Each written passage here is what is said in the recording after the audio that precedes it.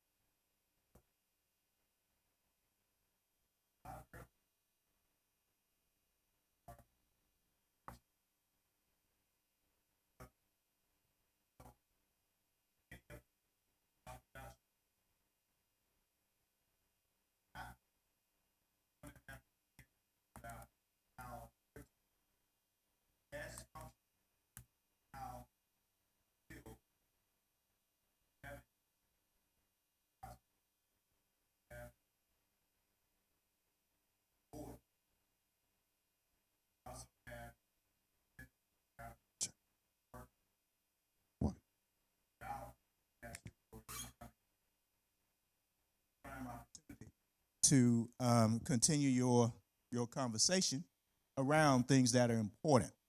And that will be around those things that are in state board rule that you know you must do. And again, this won't be new to the board. However, what we're going to nudge on you to do is to kind of think about how have you functioned? What worked? What will you continue? What will you need to make some shifts on? What will you put in the parking lot? And we're going to urge the board, Dr. Battles, Dr. Johnson, to chime in, because this is gonna jumpstart that conversation around those things. So the one item that we'll dive into first will be the domains, followed by your governance team norms and a quick review of that. And that's for clear reasons, because as you have an incoming CEO joining the team, you already have norms around how you do your work. He needs to hear that, internalize that, and then enter into some joint conversation about those items. are there some things missing? There's some things that need to be tweaked. So that'll be second piece on the norms. The third piece will be board priorities, because there are things I'm certain that this board identified as priorities throughout the search process as you built your profile for your superintendent. And you were looking at what are those things that we really need our superintendent to begin to hit the ground running with in the first 90 days, the first 100 days. What are those priorities? And it's a good time to close with that piece and kind of reiterate what those are. So, because that's going to lead and guide his work into the school year. And then certainly those things are aligned in some way to your blueprint, your strategic plan. And thus, you're going to be developing an instrument for your superintendent's evaluation. So you want it to be clear what those priorities are that he's going to be working on, because as he's working on the work, he's going to want to know that's the work that's supported by the board. So those are the three things, just small little things, right, that you're going to begin to tackle this morning. But I'll pause because Ms. Wilson walked in. Okay.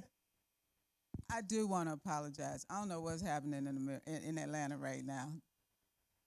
Every route I went was backed up. Every single route was backed up. So I do apologize for that. I thought I knew Atlanta well enough to take shortcuts, but every shortcut stopped as well. So I do apologize for that. The only thing I would add to what Dr. King has said is that a lot of times when we have done this work, it appears that, when we talk about the domains, I don't think we could talk about the domains enough, because that is what people look at when they, especially our legislature and everybody else, community, when stuff is out there. What they look at is what we said, or what the law says, how we as board members, and I always refer to myself as that because I was one, as we as board members, how we should operate. And that's critically important. It's more important for you all at this step in the process with the new superintendent, because you have a superintendent that has never been a superintendent in Georgia before.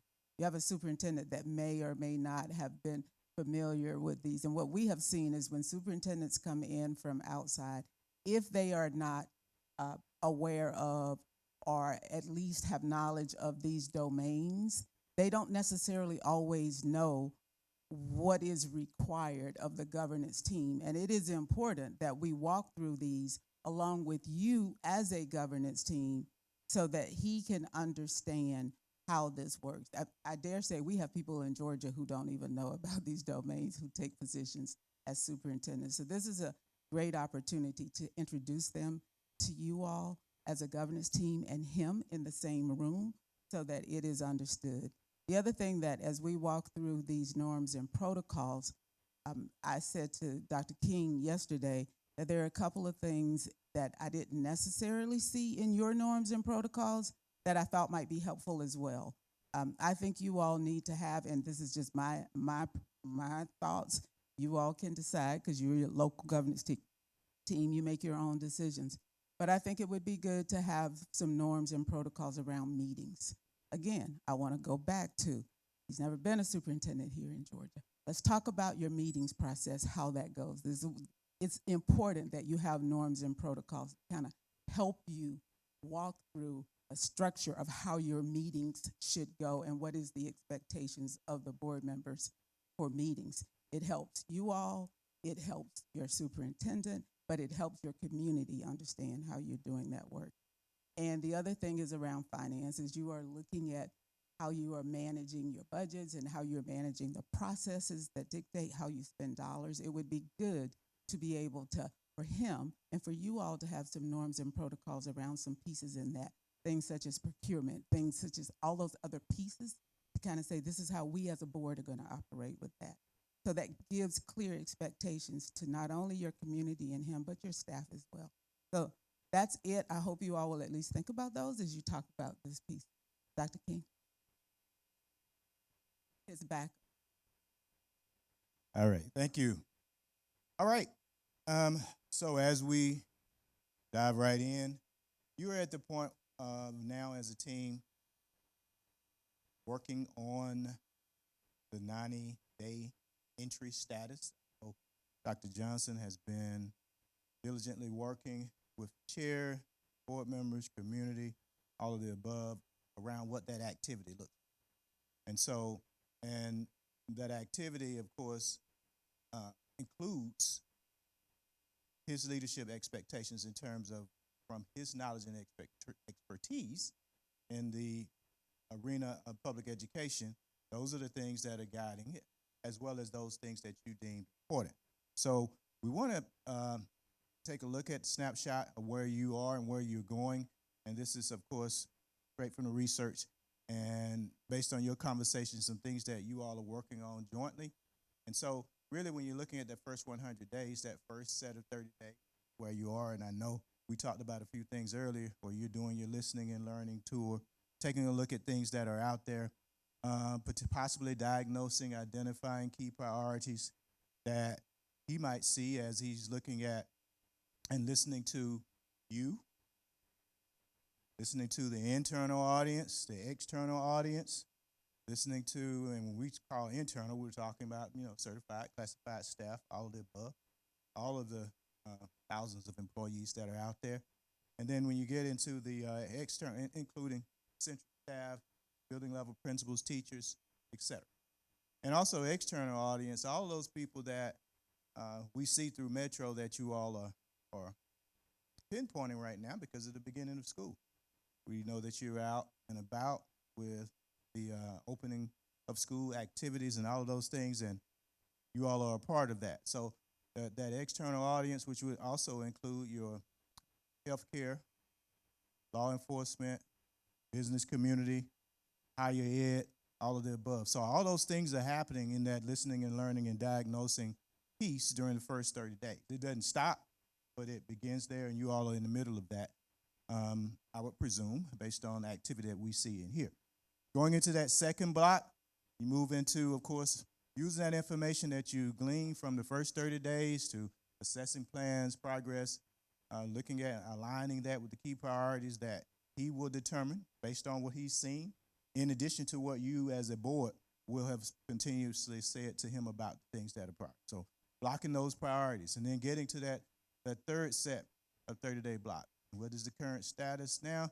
Your resources for any things that's pressing, any initiatives, early assessments of organization and governance team needs, but at the same time, when he's doing that, he's going to be reporting back to you on the status continuously in some way, but also might determine that there are some things that need immediate attention. But when that happens, the key in the research around when you're doing these things and you have a new CEO, like you do with Dr. Johnson, then communication is key, right, throughout. That doesn't mean that you do not celebrate the roles, because you continuously need to celebrate the roles. And that makes it more important. And that's a good segue into domain one for us. And you see on the screen that first domain is governance structure. Now, I'm going to move pretty quickly through this, but Dr. Johnson, I want you to stop me or dive in at any point. And the reason I said I was going to move pretty quickly is because your team already, they're familiar with these 8 domains. But the conversation this morning should be a significant one, because the way that you all implement those, the spirit of those domains could change some based on his leadership prowess, his leadership style, his leadership expectations, and based on your joint conversation around what you feel like has gone extremely well and where there might be some opportunities for growth or change. So we need you to be brutally honest about those things. That doesn't mean that you might solve the problem this morning, but you can identify any items within either of the domains that you think really jump out at you, in terms of, hey, we've done an excellent job with this, let's maintain it. Make sure we maintain it, and what must we do to maintain it? And, or, we've not done well with the following items. Now is a prime time for us as a governance team to begin to pinpoint a little deeper with how we implement. And I mentioned earlier that my conversation around the 90-day entry, first 100 days, et cetera, that listening and learning tour and all those things that are happening, communication is going to have to be key with this team, because he's going to be updating you about what he's seeing, You all are going to have to be on the same page about what those priorities are. And you're going to have to embrace the roles of the governance team, embrace the role of the superintendent separately and what he has to do and what you hold him accountable to do, while he embraces the role of the board as that policy-making body that's responsible for ensuring that policies are in place to support those priorities that you have outlined. So, and that when you come together as a governance team, that's where the power really, really presents itself. So, with that in mind, if you we give Dr. Johnson a chance to kind of eyeball these. The first one is governance structure, of course. Second one, strategic planning. Third, board and community relations. Fourth is policy development. The fifth one is board meetings. Number 6 is personnel. Number 7 is financial governance. And number 8 is ethics. Now, in your packet, you've got a lot of support documentation here, but I'm going to point you to certain things. This document is one that you might want to have out throughout our conversation, because this is not a document created by Georgia School Boards Association. It is a document that is that represents effective governance for Georgia public schools, but it is developed and created from the work that was done by state as a result of state board, and is now the state board rule. That these are the things that all governance teams must be able to do and display.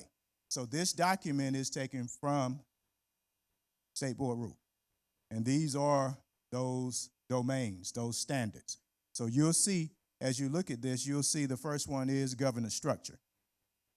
And they are standards and elements. And so what we want you to be able to do, without us going through each one of them, as we talk about them, we want you to take a look at them to ask yourself, how are we doing? How have we functioned? Are there some areas of concern for us with any of these? And so let's focus on number 1 first, in governance structure. As you take a look at what's there in that packet, I'm going to talk to you about some high-level tenets of governance structure. I'm going to mention some things, and the things that I'm mentioning are designed to spark conversation or thoughts from you around where you think you are. And we're going to move pretty quickly, though. So in terms of governance structure, it's clear that the governance team forms that decision-making body that's in place to ensure that your living, breathing, relevant, pertinent, strategic plan is really moving forward. That's what you are. You're that team that's responsible for doing that.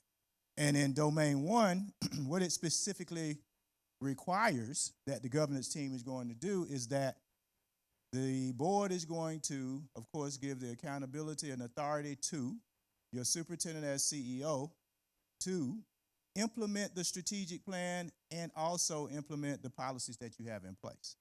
Well, you know, those two go hand in hand, because you all know that your strategic plan should be the item that's going to lead and guide any adoption, tweaking, modifying, updating of policy, right?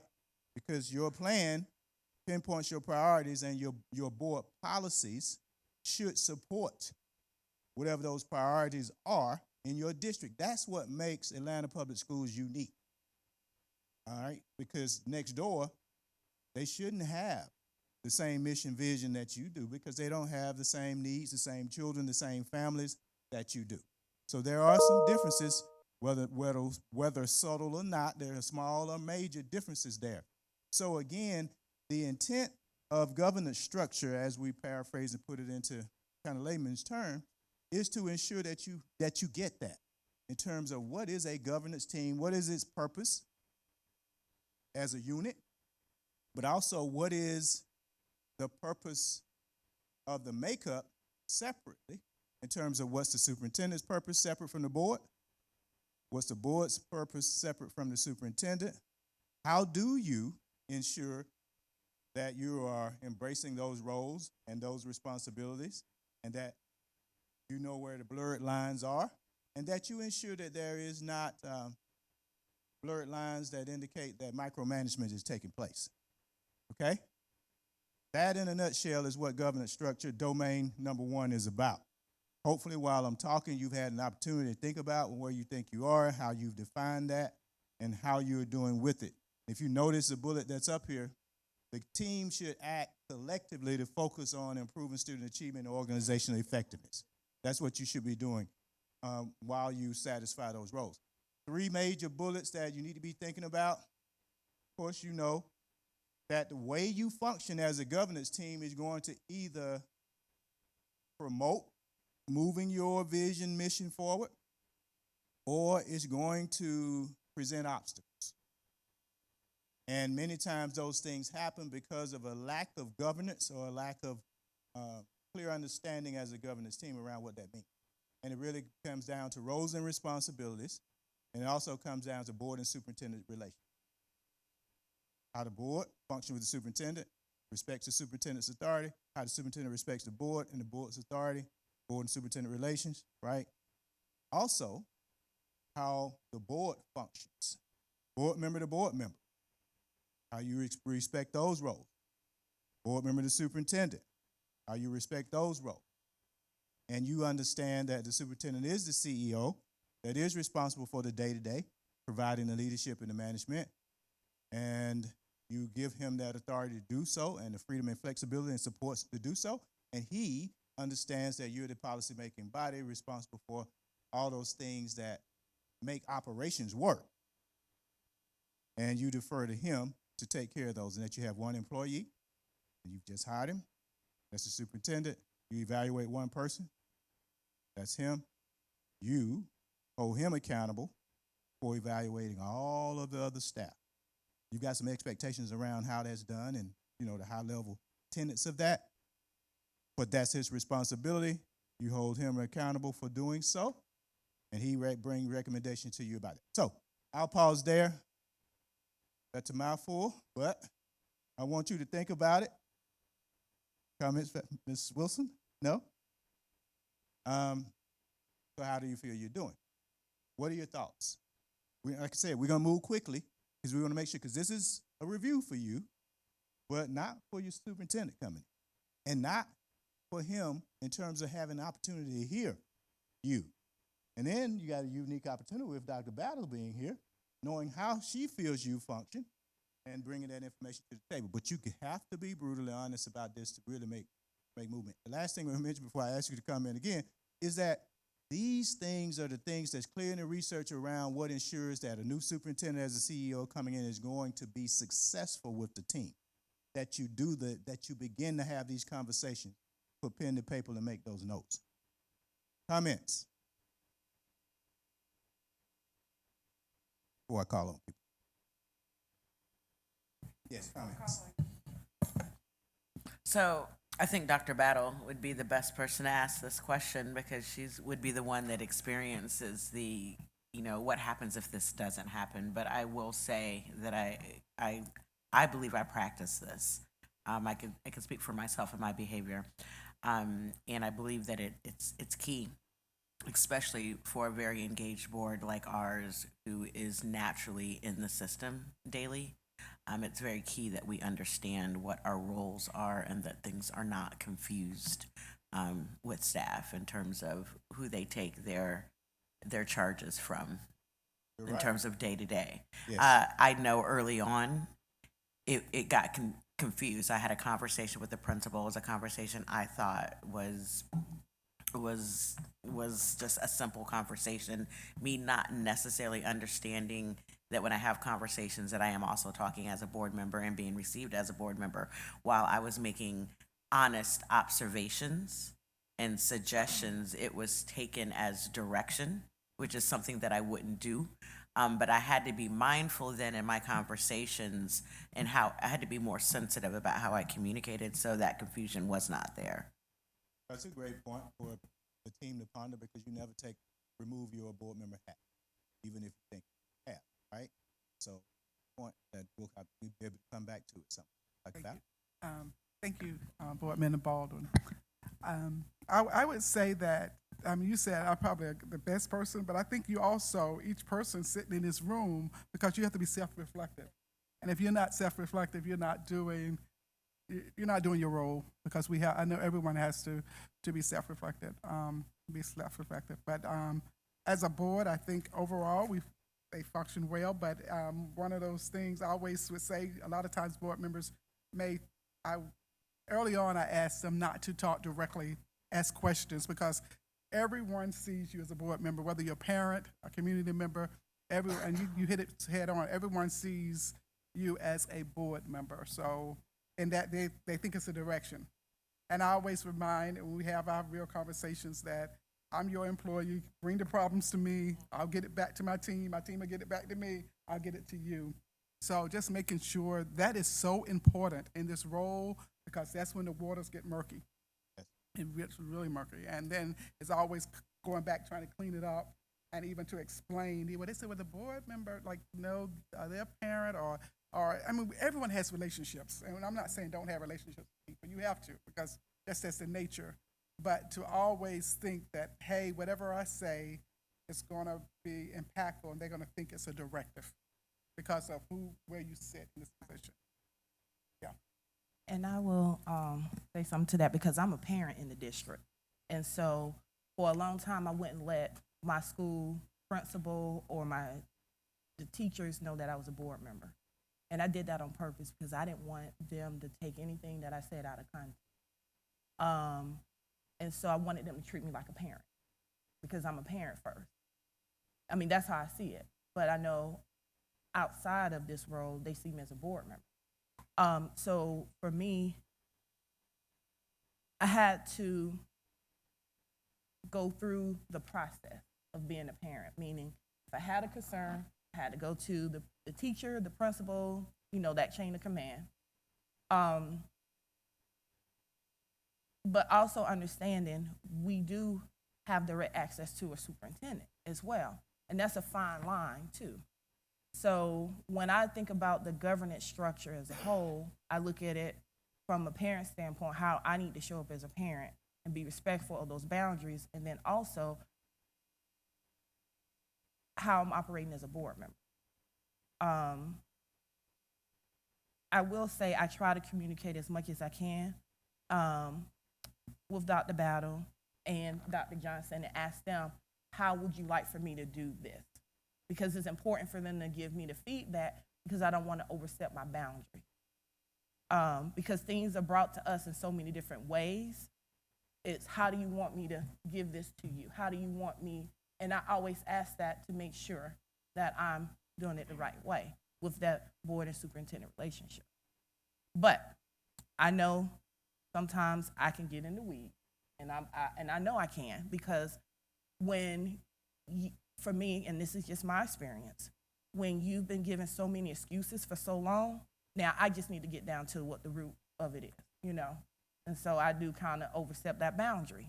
But I try not to, but it's just after so many years of dealing with just excuses and everybody pointing a finger and whatever it might be, you just get to the point where, well, let me go do my research and find out what the issue really is, And so that's me, and I'm gonna own that, because that's what I've done before. Those great comments to get us kicked off. And one thing I would offer to the governing team is that what you've heard so far does have implications for your rituals and routines. We call your norm, right? So, new team, think about these things and how you have captured your norm, if necessary, because norms are adopted and embraced based on what the governor's team feels it needs. So as you think about what you're hearing now, you need to begin to ask yourself, now that we are a new team, do we need to document what our rituals and routines or our norms will be as it relates to governance structure, as it relates to adhering to roles and responsibilities, that kind of thing. Because, as you heard your chair say, in unusual circumstances, once you do that, the chair is the first line of contact to ensure that those norms are being adhered to. Unless the chair is the person in question, right? The chair is the person in question, and usually it's the vice chair that then going to take a look at that. But that determines how you agree to enforce your norm. So again, think about that. Think about where you feel you are with this board superintendent relationship piece. Do you have the bullets documented, or do you need them to describe what the APS governance team agrees to as it relates to chain of command, as it relates to roles and responsibility, etc.? Jeff. The only thing I'd say is I'd really like to hear. I think you owe your new superintendent that is coming in, who is trying to understand how you feel about governance. I think you owe to him how you feel like you're doing. I think even if it's one or two things, if you feel you're doing a good job in it, say you feel like you're doing a good job in it. He has to know that coming in. He needs to know that. I want APS to be successful. To be successful, you got to have a superintendent and a board that is working really well together. And he is coming in. He don't know. He don't know how you feel about this. So I really think it would be good for him to hear from each one of you. I think we're knocking governance out of I think we're doing a good job. I think I am doing a good job. He needs to hear that. And I hope that you will take this time right now to share that, because as it gets going, it's not going to be time for that. Yeah, with what Valerie just said in mind, try to commit to that through all 8 of these. We go through them really quick. Yes, please. And so give us, yes, we're good. No, I think Yes, we need some work. please. And here's where I think we need work. So let's do that with all of these. And once we finish the domain, I think it's then that's a good kickoff to move directly into your norms, because that's what's going to determine whether they need tweaking. Okay? I think we need some work in this area. Okay. Feel like you need work in this area? Eric? Yes. Feel like we need work in this area? What do you think?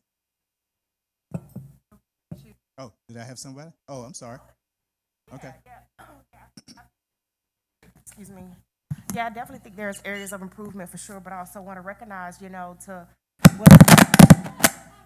space and Dr. Johnson, the opportunity we have here. We have experienced, as a former chair, we have experienced a lot of influx recently, and I think we're at we're at a pivotal opportunity to really enter in a new stage and a new era, but we all have to be receptive to it. We all have to we all have to put aside situations and individual things to move the work forward. And I say that being in this space a few times and seeing what that kind of like up and down look like.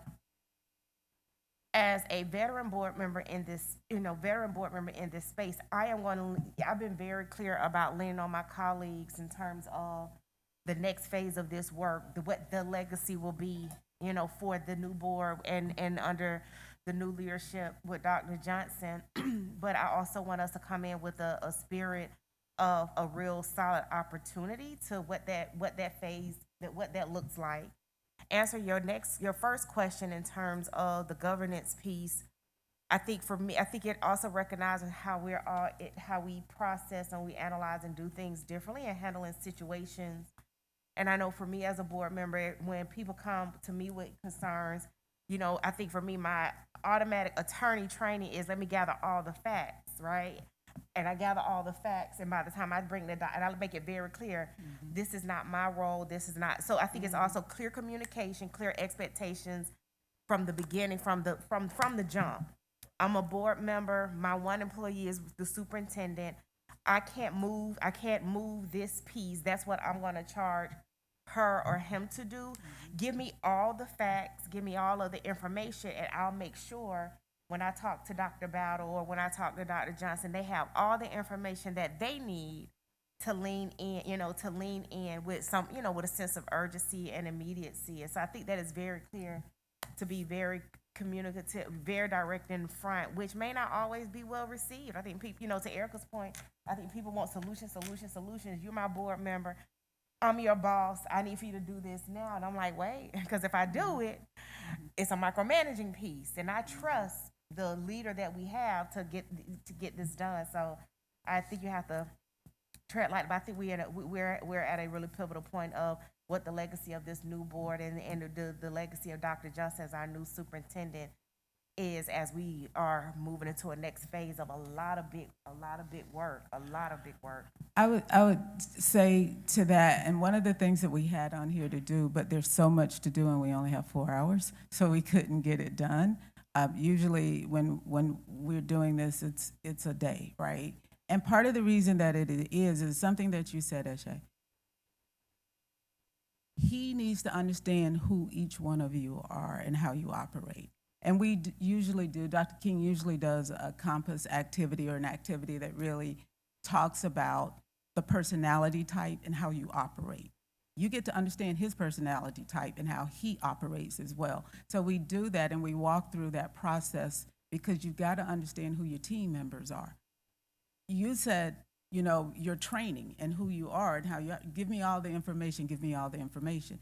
That's how I started out on my board in the city of Decatur, and I had to step away from that. And part of the reason that I had to step away from that is I got almost too much information. I did Dr. Edwards, my superintendent then was Dr. Edwards. I did her job for her. And then in my head, I found that I was doing was kind of getting to the solution myself. Like, you know, if this, and I think this ought to happen, right?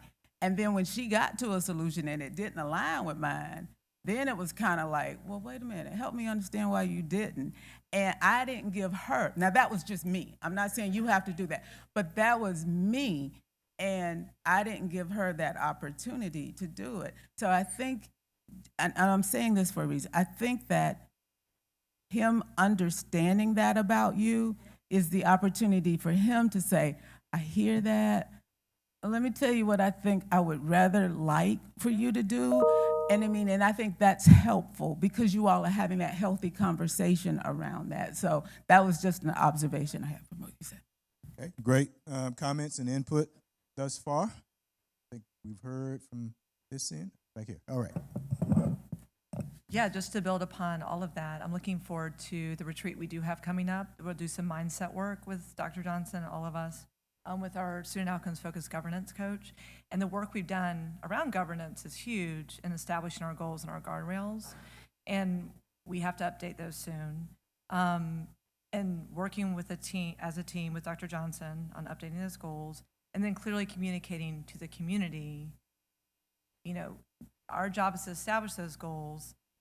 His job is to accomplish them. And how, like Ishe was saying, setting those clear expectations. And they have a role in that too, and providing feedback as we go out to the community to talk about updating the goals. But that all goes back to, again, explaining our role to everybody, which of course reinforces it to us. But I'm so glad that we've done all the foundational work we have to have the goals and guardrails, and the community knows about it, which I think will give Dr. Johnson even more backing in the tough work ahead. Because we've got to really narrow it down to our priorities.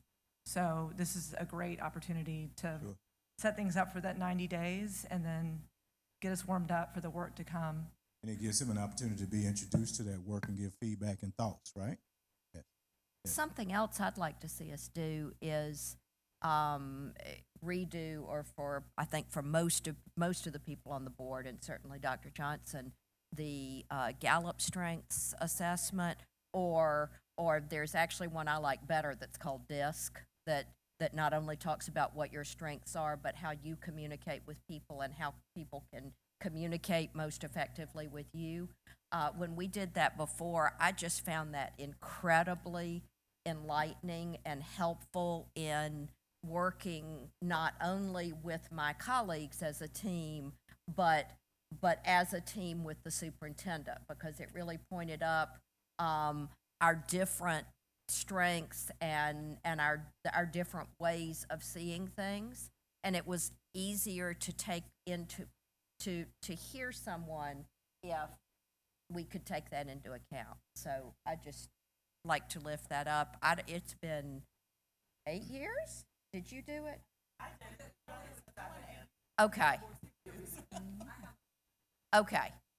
Okay, so we've done it with the last group, but I don't know, does that change? Yeah. Yeah. Okay. Yeah, Okay. Yeah. it's out of your policy. Okay. Yeah. So that's a good thing that you all are focused on that. We moved directly to the domains, but there was a quick icebreaker introductory piece called the compass activity that really pushes you to begin to do that also. So if you have a chance, you can do some of those things together, and we may have an opportunity to do that with you to just to support what you're doing at a later point. So good. Yeah. That was unpleasant. That's all I really had to add to the conversation. That's it. I think I can't outdo that. It's going to come down, I think, to trust building. I think, and the way I think you've heard some good ideas here to build trust. Communication that EJ was talking about. I think, how do we build trust to get to these feedback loops? To get to, like Chair Mitchell said, we're not here to do your job. We're here to support you to do the job, as Katie said too. So I think as soon as we can build trust. And the way you do that is through open communication, transparency. I think a lot of the ideas here. Yes. And this is a good start with you having an opportunity to do what you're doing now, right? Yes. Sorry. I just wanted to add one more thing, and well, maybe two more things. One, Katie touched on it in terms of community and community understanding this governance role. Ishay talked to it a lot too, in terms of people coming to us and wanting us to solve the problem versus being a facilitator and helping them work through the system. Usually what I tell folks is I give them, okay, this is who you need to go to. This is, you need to talk to in terms of chain of command. That says, but I will also talk to the superintendent, my only employee, and we're going to work together from both angles, and we're going to meet somewhere in the middle and get it done. And just keep me up to date on what's happening. And I forget what my next point was, so I'm just going to say that I hope that we do get to do some work around how we work individually in terms of how we can best work together, because oftentimes people can misunderstand folks' actions and not understand that that's just how they function. So why is she quiet? Well, she's quiet because she needs to think about things before she responds versus you, who can just pop up at any time. So understanding each other and how we work will help us to build that trust and help us to work together. And then the last thing I'll say is, initially when I started, it felt weird going to the superintendent for something that I knew, well, that's Larry. Like, Larry does that, or so-and-so does that. And it felt weird to go to the superintendent to give her something else to do. Like, I felt like maybe I'm helping out. But no, you're not.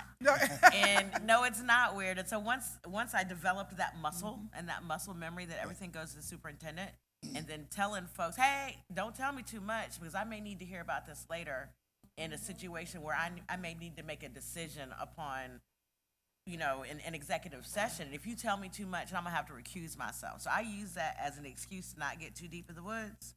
Mm-hmm. And also, I don't have education training. I also use that as this is the expert. These are the experts. This is who we hire to pay the big bucks to do the job. So I'm gonna let them do it. But it was hard to develop that muscle memory because we're naturally wired to solve problems. Right. Yes. I just want to add, I think the conversation's been very healthy, but that the one thing that builds that trust, to build that teaming and holding each other accountable, is that any questions or requests should come directly to the superintendent and not to any other staff member.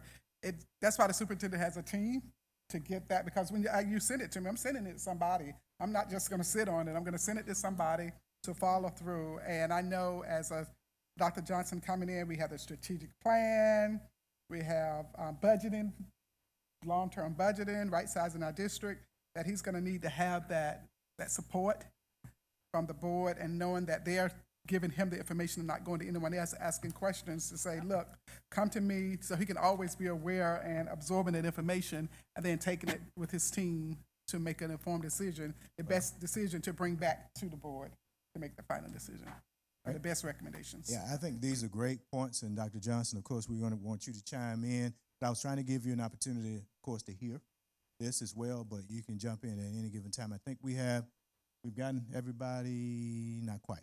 All right, so we're discussing that first domain.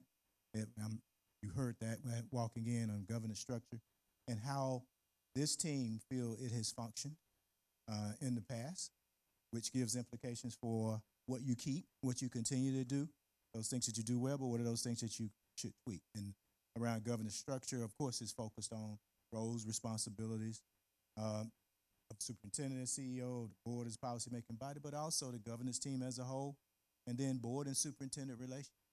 How you interact with the superintendent. Superintendent interacts with you. Board member to board member, all those things. Thoughts, comments?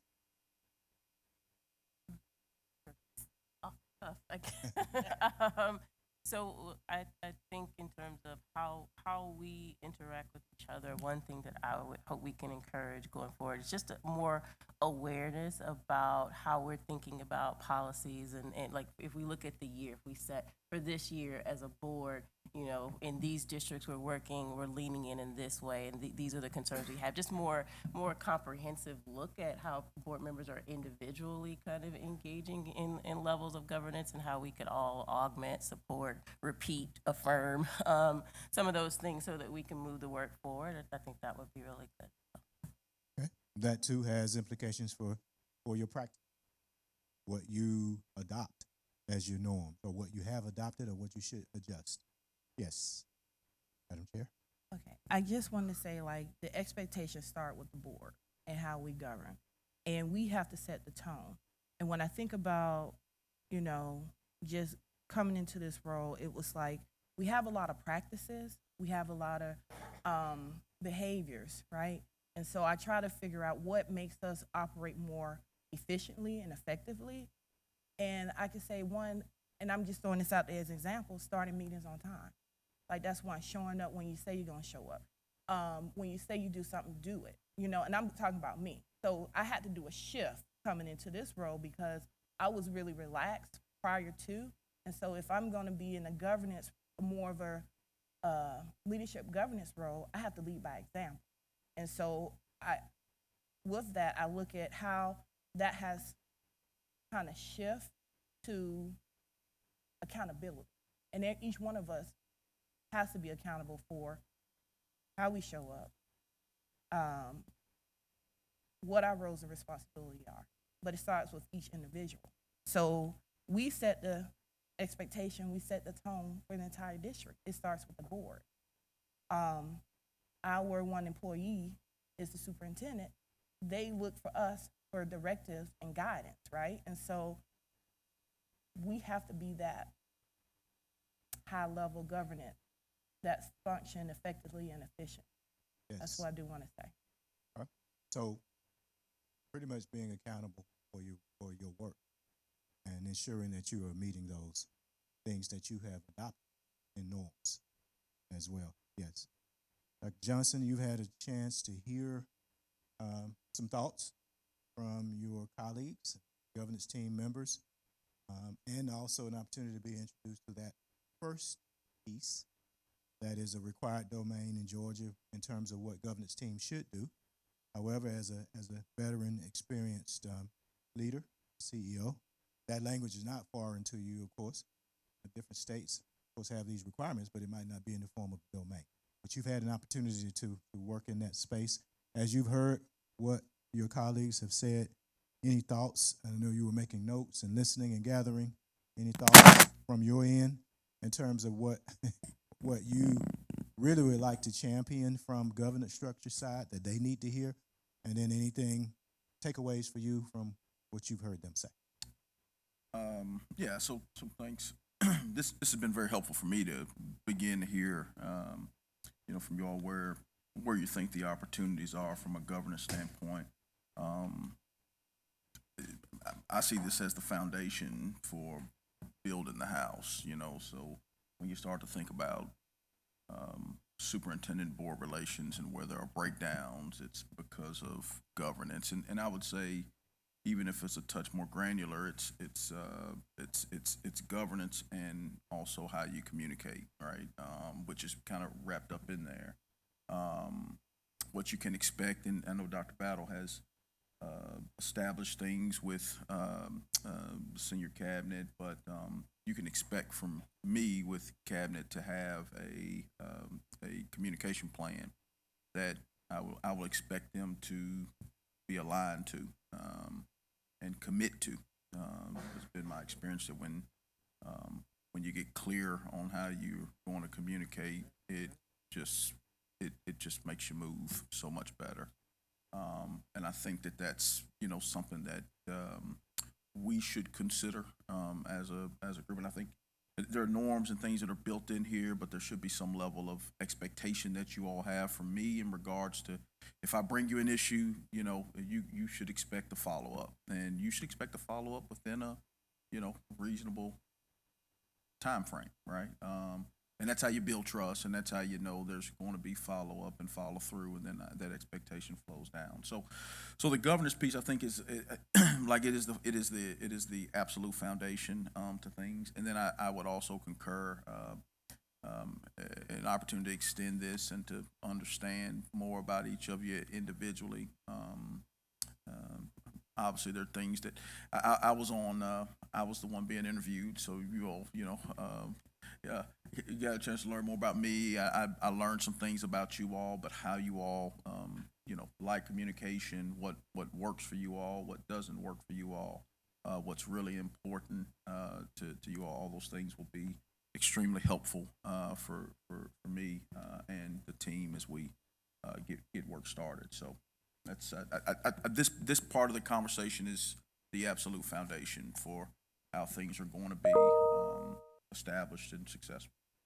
Okay, great. So I will remind the team that as you walk through each of these, you're giving comments about how you think, where you are, how you are functioning, but make a note on for yourself for domain 1 as to whether you feel that you already have an adopted norm in this category.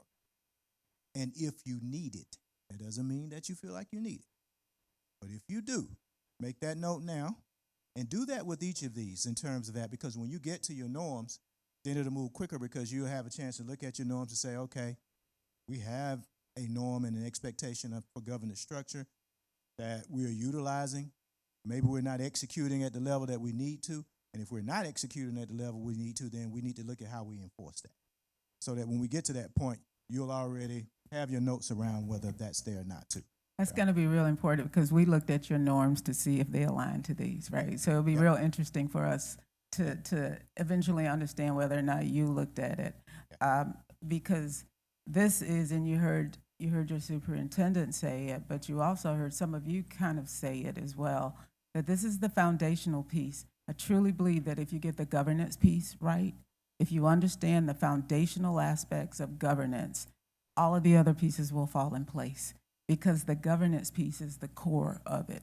If you understand governance, if you understand roles and responsibilities, if you understand your role and how in every single thing that happens in this district, a lot of board members feel as though, well, I'm supposed to be more engaged in this. You are engaged. You are engaged in it as you develop that strategic plan, those priorities, and you give direction and you create that policy that will go. You are engaged. And I think it's important for you all to understand that the governance piece is where that happens. That's where it has to happen. I would say to you, Ken, the biggest thing that you all did to demonstrate trust is you selected him. You trusted him enough to select him to lead and be in charge of this district, right? That's a level of trust that you've given to him. He has to now help you all know that that's the case. But then you all have got to show to him that you trust him, right? And you're not judging him by anybody else. And I think that's going to be really, really important. But I do want you to think about it. I heard in here some communications norms. I heard in here some chain of command norms. I heard in here several different norms, but I hope that as you think about things and we go through it, that you will hear that. Yep. So with that, make sure you make your notes on whether you feel you need those categories, some of those examples Valerie just mentioned, and you'll be able to then again look at your current norms and say, yeah, we have it, and we just need to stay true to it a little bit more, but no, we don't have a norm on this, and we need one. All right, as we prepare to move to the next one here shortly. Yes. No, I was just going to add, I really appreciate, Val, I really appreciate you lifting that. And I also appreciate Dr. Johnson hearing your thoughts around this, because I think that is going to be key as we talk about like the next phase and supporting you. One thing I would say, that I would, just pride the board on in previous times was that we were a board, we didn't get in the way, right? Like it was very clear about communicating, we all had our time and, establish a relationship with the superintendent. And so I think it's important as those things shift and we learn more about what you prefer in terms of communication, leaning in and how you feel best supported, that may change. And so I just wanted, I definitely appreciate both you guys for uplifting that. Okay, great points. We're preparing to shift and move, but as we do, I would remind you of the standard C and D. Board acts as a policymaking body separate from, this is under governance as we prepare to leave. The board acts as a policymaking body separate from the rules and responsibilities authorized to the superintendent. That's clear on separating those roles.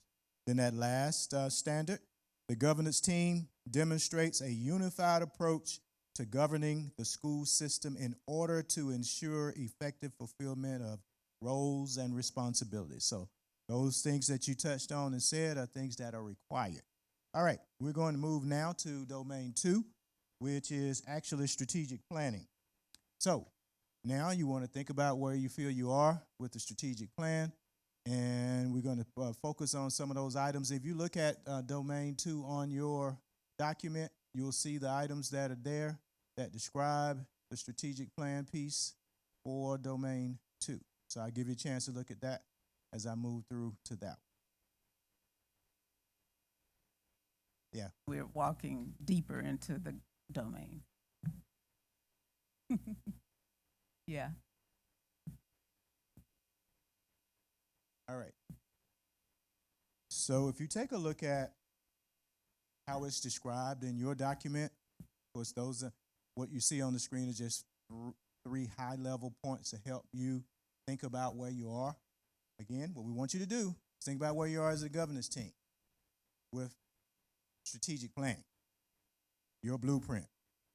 And the expectation in state board rule is that the team works in collaboration with the community to adopt and enact a planning process that results in an adopted system strategic plan that's designed to improve student achievement and organizational effectiveness.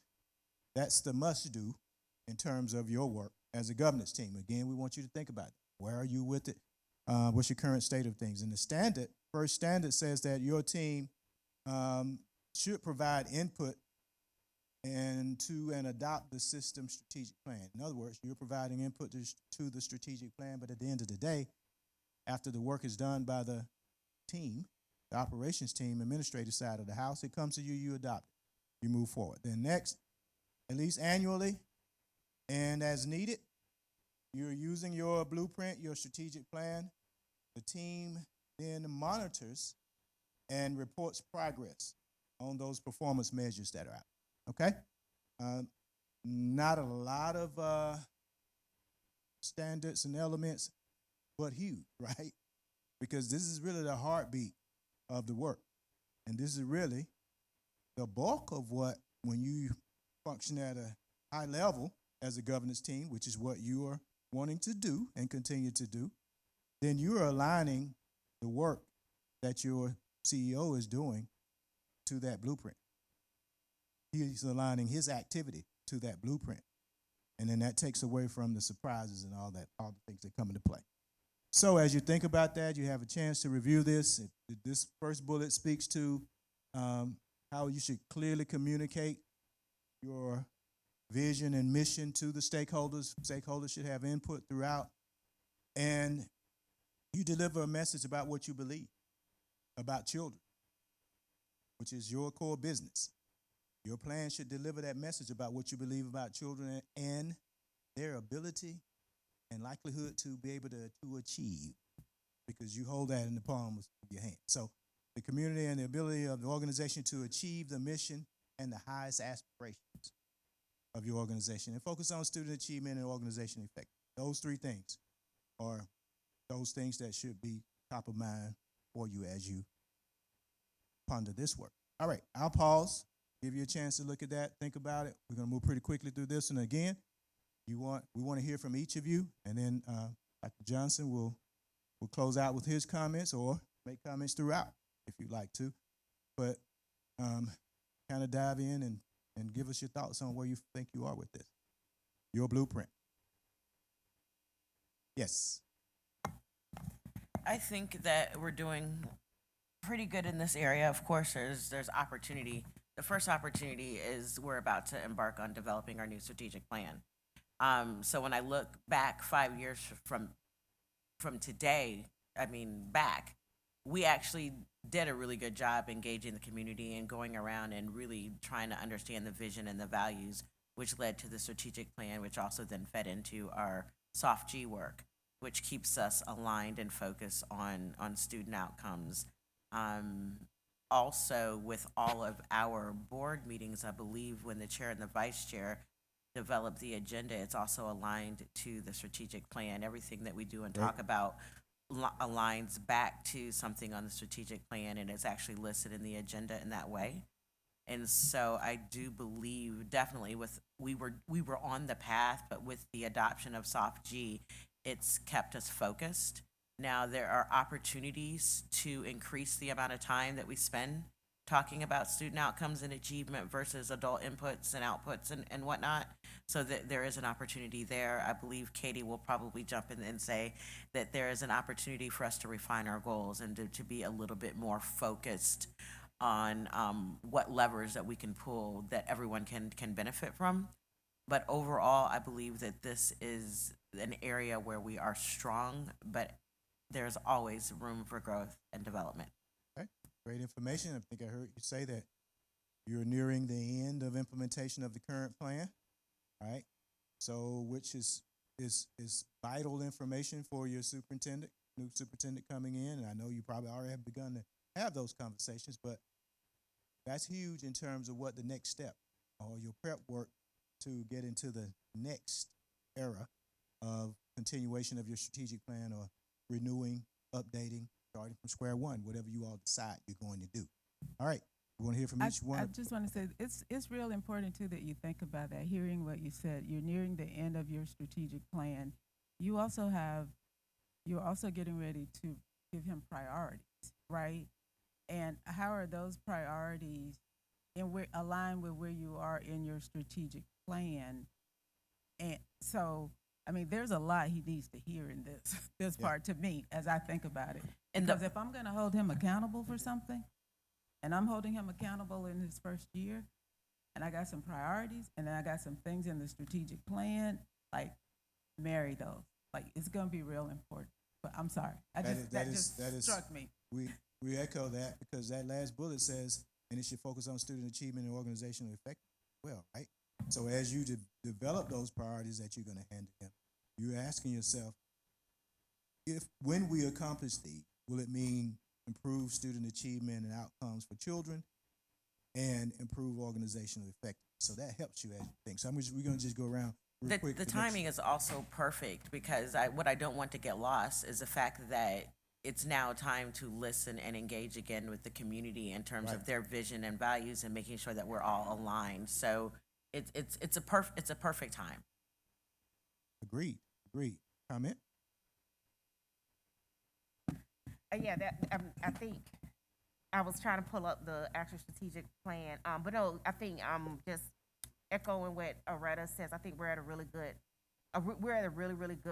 time in terms of the next phase of the work. I think it's important for us as a board and with Dr. Johnson leadership to think about what that looks like. We've done a lot of great work and we've set the foundation on a lot of great things, but it also has revealed as well a lot of larger issues. And so I think to Katie's point, we're literally at that crossroad of what we're talking about, like resetting goals. And now that we know more, because we put systems in place and we've aligned ourselves with the strategic plan, it has revealed some of the issues that are larger, and then some of those things that we necessarily can't check off, but we're in a better place than what we were before. So I think it's important for us as we think about like the next level of that blueprint. For me, I don't think it's a point we need to start fully over. I really think it's a point of taking it to the next level. And I'm proud to say I'm glad that we're at that point, because it truly is one of taking the work to the next level. Right. Thank you for your input. Yes. Yeah, just to echo my colleagues, I agree 100% with what they said. I'm looking at the strategic plan right now, and I'm just excited for Dr. Johnson to take what we have right now and what Dr. Battle has helped us look at even more closely and lead the work around the strategic plan. And yes, the priorities are our goals and how we tighten those. So it's a pivotal point, and I'm so excited to do the work with him and then with the community and really engage them. And I know that's the next domain. Super. Super. I would add that there's an opportunity to link this directly to the superintendent evaluation. I think it's super clear. It's important for the Dr. Johnson's going to run through walls. He just needs to figure out which walls those are. And so it's our job to set those walls, and we do him a disservice, and we also hurt our trust with the community if it's not clear when we say he had a good year, he had a great year, here's why. And we can clearly map to that. Mm-hmm. And so I think that's incumbent on us to really tie the strategic plan to that superintendent evaluation. Make that evaluation super public, make it clear to Dr. Johnson that we co-create this, but it's a stretch, it's reasonable, and look, when we don't hit our goals, it just gives us the baseline. It's not a binary process, it just tells us where we need to focus going forward. Sure. And we need to look at this as a constructive document, not just for accountability, but for also continuous improvement. Absolutely. Anything additional? May I? Oh, yeah. Hello? Okay. I just want to chime in. This is board member Brooks. Sure. I'm hoping that I can be heard. Yes. One of the things that I would look forward to us appreciating as we, go through the process of developing the next strategic plan, is that over the course of the next coming years, that we're continually, pointing out and emphasizing specific parts of the strategic plan to the community. I think oftentimes the strategic plan is not necessarily the go-to document for the everyday Atlantan or APS family. And so I feel a responsibility on our behalf to continually communicate what it is that we are prioritizing and synthesizing those initiatives in a way that's very easy for folks to understand, but then also to follow and track where we are along with that. And I do think we can do a better job at synthesizing this understanding with our community, because too often it seems that folks in Atlanta are not necessarily clear on where we're going, even though the strategic plan does exist. And it's just some of my thoughts on that. Thank you for that. So it's a prime opportunity for you all to internalize these thoughts and think about where you are and how you involve those stakeholders in the decision-making process and determining what's positive, negative, and what comes next. Yes. I agree that the strategic plan is not usually a document that our stakeholders refer to on a daily basis, but I do think it's important that, especially internally, we really internalize it and live it and implement it. I think we did a pretty good job of doing that with the current one that is coming to an end.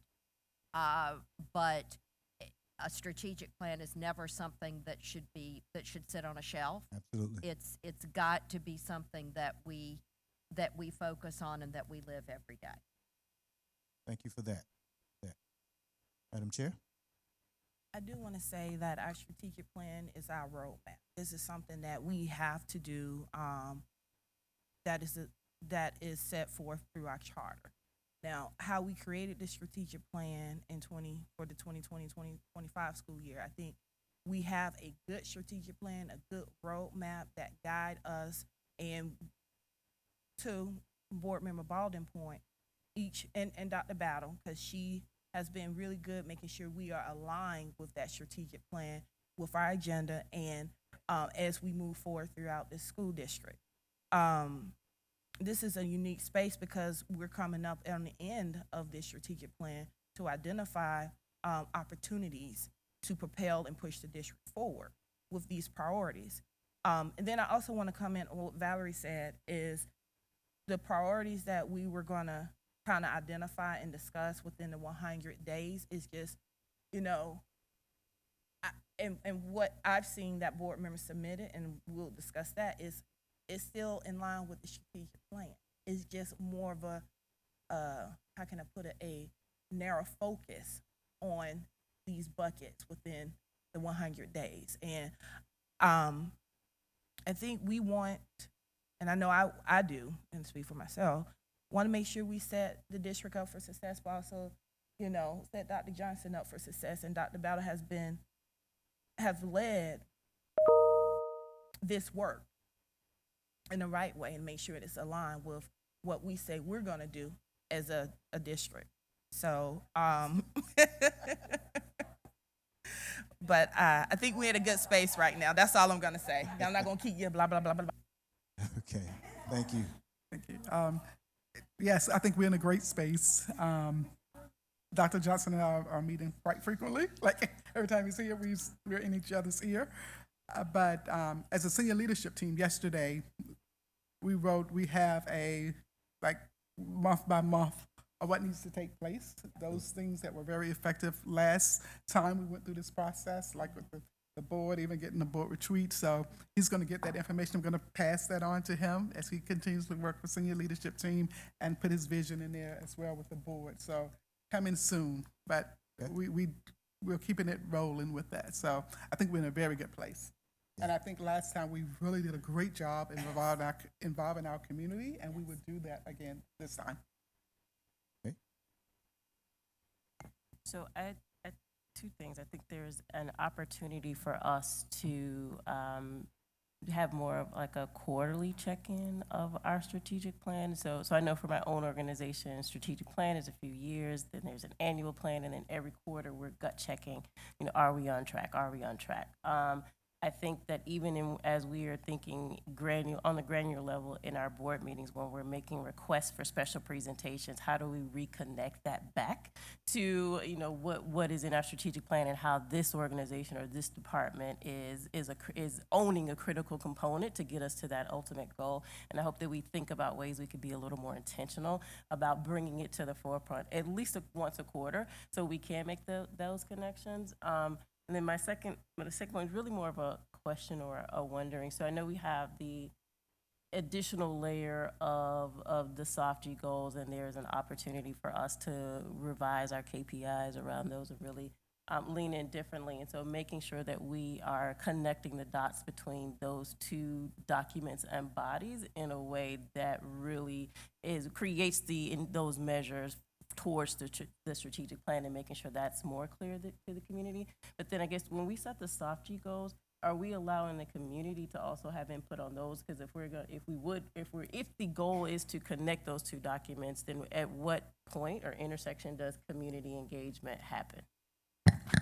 It happens throughout the whole process. We have teams of community people involved. I don't think you were part of the board the last time. Yeah. And we also have like administrators, teachers, paras, we have a plethora of people because we need everyone's voice. And I think it's going to be very critical that the board ride along, be a part of this process, because we have a new leader that's going to be leading this work. So he's going to need that support as he learns these communities and the district and our system. And then I also want to add that our strategic plan is our roadmap, and our goals that we set when we started developing the goals, and I remember me and you already was tag teaming on a lot of that, it is in line with our strategic plan. It is. And if you look at you look at the commitments within the priorities within the strategic plan, you will see that direct alignment with our soft G goals. So I do just want to lift that. And we did engagement around the soft G goals, and I can tell you I took some hits on that because people thought that when certain goals that we had set that it would prompt us to close schools, and they did a whole social media campaign on it, and it wasn't about that. It was about accountability and to make sure that we don't allow, and I'm talking about a specific goal, that we did not allow a school to continue to go on without intervention and intervening, And I know you remember that part, but I just want to just say that when we created the strategic plan, then we came back and aligned our soft G goals with that strategic plan. It's like, here's the roadmap, here's the goals, here's the guardrails, and then and the superintendent came back with SMART goals and interim goals, whichever one, how they're going to achieve it through strategy. And so that's kind of how our structure is. Yeah, and so it's a good time for you to ensure that those priorities that you all have agreed on or will agree on that's going to be passed to your superintendent, that they show no obstacle to that strategic plan, and it sounds like you've stayed true to that, so that's important. Yes.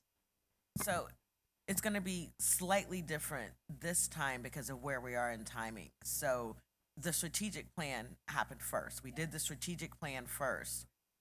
The strategic plan came after engagement. And so everything, we had already engaged and had an understanding of the vision and values of the community when we walked into Soft G. But we did, as Erica said, we did re-engage, and we had to be real intentional around the goals and guardrails because there was a lot of confusion around the intent of the guardrails. And the intent was not punishment. The intent was support and not allowing someone just to continue to suffer without acknowledging that they need help and giving them that help. So it's going to be key that we start everything off with engagement and with the vision and the values of the community, making sure that we are still aligned. What changed, what didn't change, what is that vision and value that's going to guide all of the work. I mean, I don't believe everything has been done, but the softie that we have coming up is training.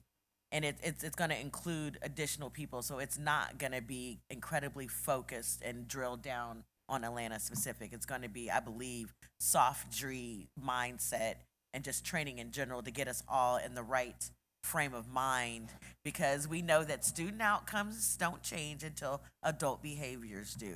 So it's the focus on the adult behaviors at that point. And then I think as a group, and led by our leadership, we need to see, okay, what does this process look like now in terms of, because for Soft G, we're talking about refining and not even resetting. But once we set a new strategic plan, then it would make sense that the Soft G goals would align, because our goals are 2026, which is just 1 year after the strategic plan. So we just need to be intentional with the timing, intentional with the engagement, and knock it out.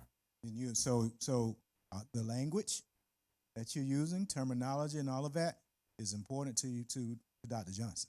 Important to all of you, but this is vital information. I'm sure he's already started the whole process of being introduced and acclimated to all of this, but hearing you talk about Soft G and where you are and how that links to completing this last piece of the strategic plan and determine implications and all of that, I'm sure he's going to have some thoughts about it. But he wouldn't be able to do that and decipher it if you didn't come together to have this conversation. Yes. I just want to add, first, his thoughts that he'll have about that. I hope that as a body of board members, you are open to hearing what he has to say about those things, right? Because you've gotten to a place with all the work that you've done with Dr. Battle and with the staff. He has to have input. He has to be able to talk about that. And you have to hear it, right? Because you want him to own it as much as Dr. Battle has owned it, right? And those before.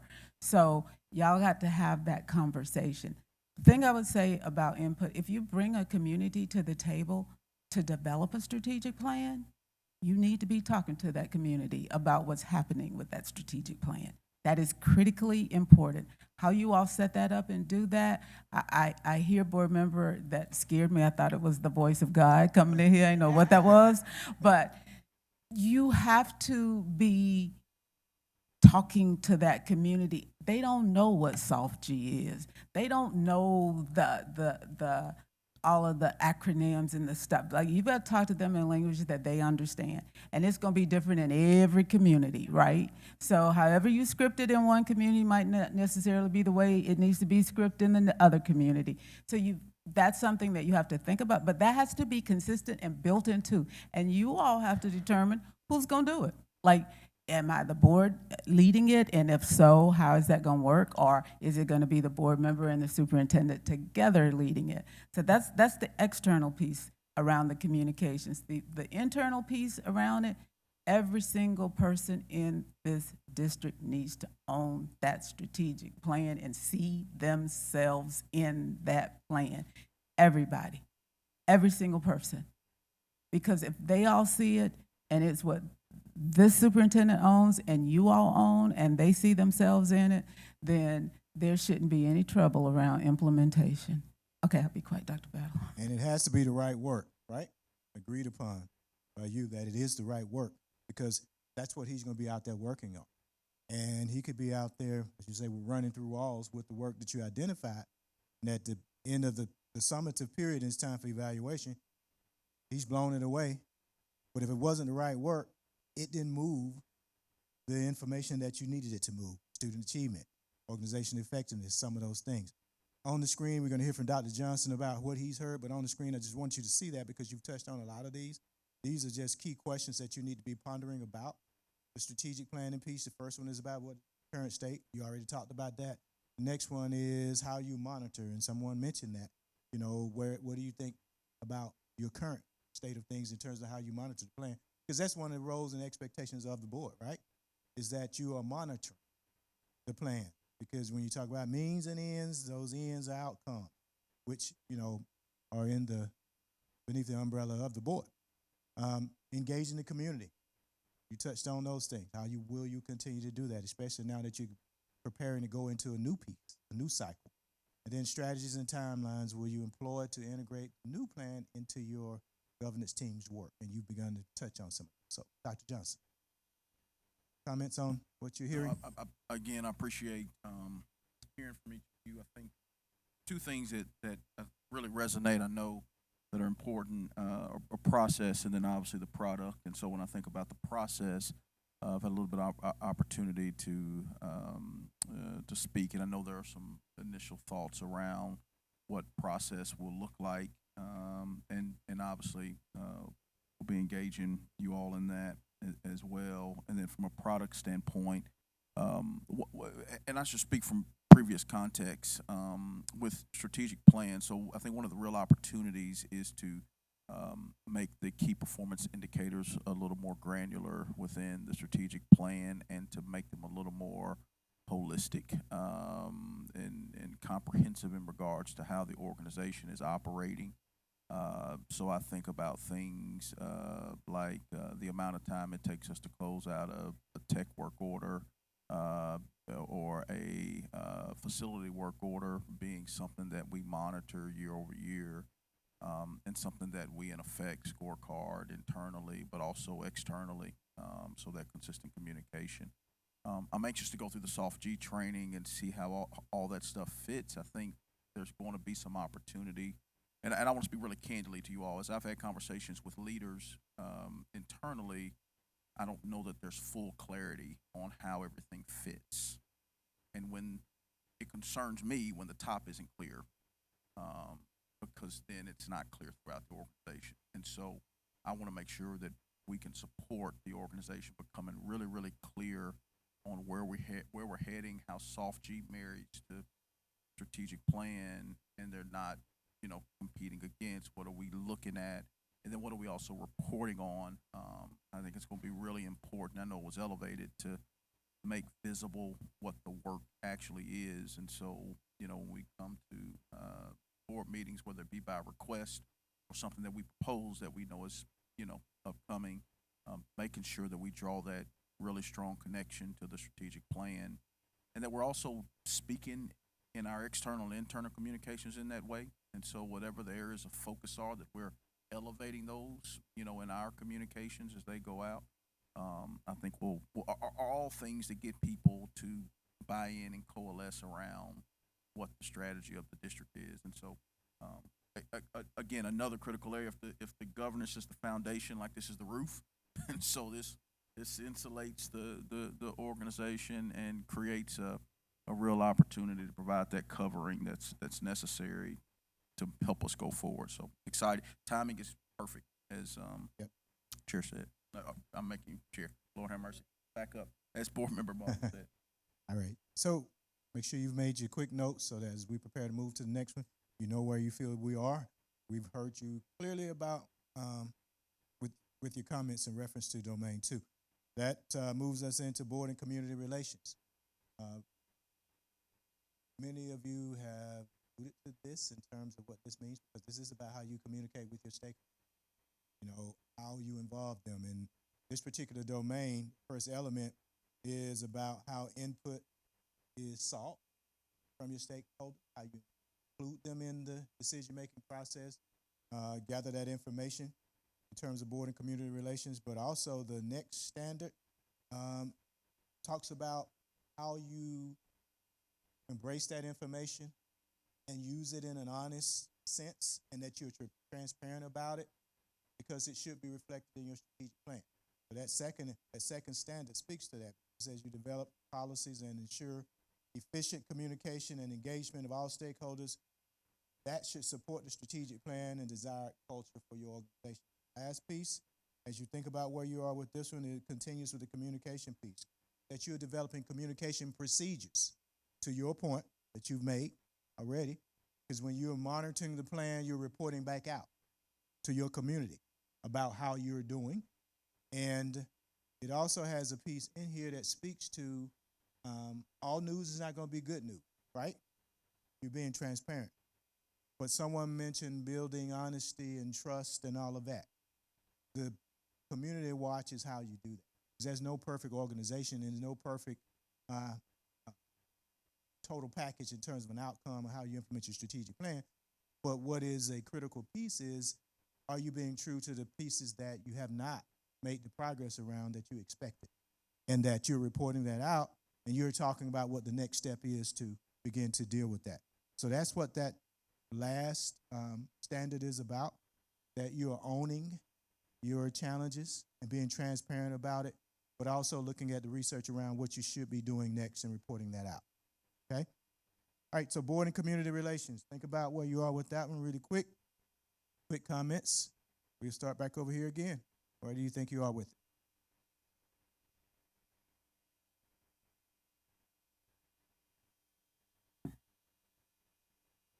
I definitely think we have some work to do in this area. Again, I think it goes to a point I made earlier, just in terms of some of the fluidity and the transitional phases that we're in.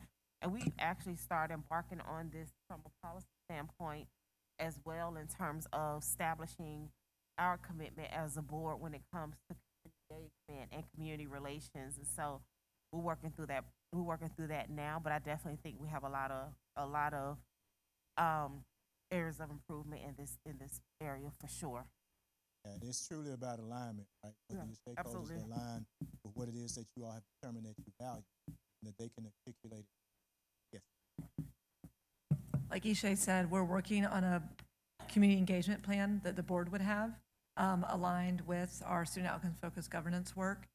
And it would be us going out on a regular basis, so many times a year throughout the city, and looking at making it into an actual policy to ensure, accountability for us, which would blend into our work around going out and updating our goals and sharing our progress on a regular basis, because the community should never wonder when the board's going to come out. And we'd go out as a unit, not to take away from individuals' meetings in their communities, to hear on a more intimate level in their communities, but it's really important that we do this work as a unit, and we're in a really good place. And of course, working with Dr. Johnson to make sure that he and his team are engaged in that as well. So more to follow, but really excited for us to get started on that real soon. The distinction I would draw is there's the message and the delivery. I think we all should be aligned on the message. The delivery is going to look a little different because our communities consume information in different ways. Some communities, you just work with the champions, some you work with MPUs, some with community organizations, some with PTAs, and that's okay. I mean, that's how we got to meet our folks where they are. Right. And so I wouldn't want us to I wouldn't want the message from today is like, this is how we talk to our community. We send everybody newsletters. That's how they get their information. And if you didn't read the newsletter, then it's not my fault you didn't get it. Like that's not, that's not how we should work. we should all be very tightly aligned on the message. And I think Chair Mitchell did, a good job during the search process of when questions came up, like really driving us there. And then it's our job to know the best ways and to learn from each other and to be humble and a learning organization. But there is not one way to communicate with our stakeholders, but there should be one message.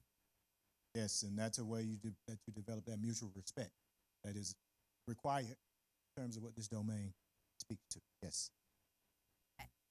Because she's being too modest right now, I just want to call out Katie for the hard work she's done on the community engagement plan. And that's really, I agree with everything my colleagues have said. I can't add any more to what my brilliant colleagues have already said. Absolutely, because one of the best practices around this particular piece is that you have just that, a plan for how you're going to engage the community, embedded in what you do. But it's fluid, right? Continues to change, it's updating as your community changes, to your points. Yes. I had to have a couple of things. There's a lot of room for improvement in this area. I agree with what you said, Board Member Zeff. One message, but different ways that we communicate that message.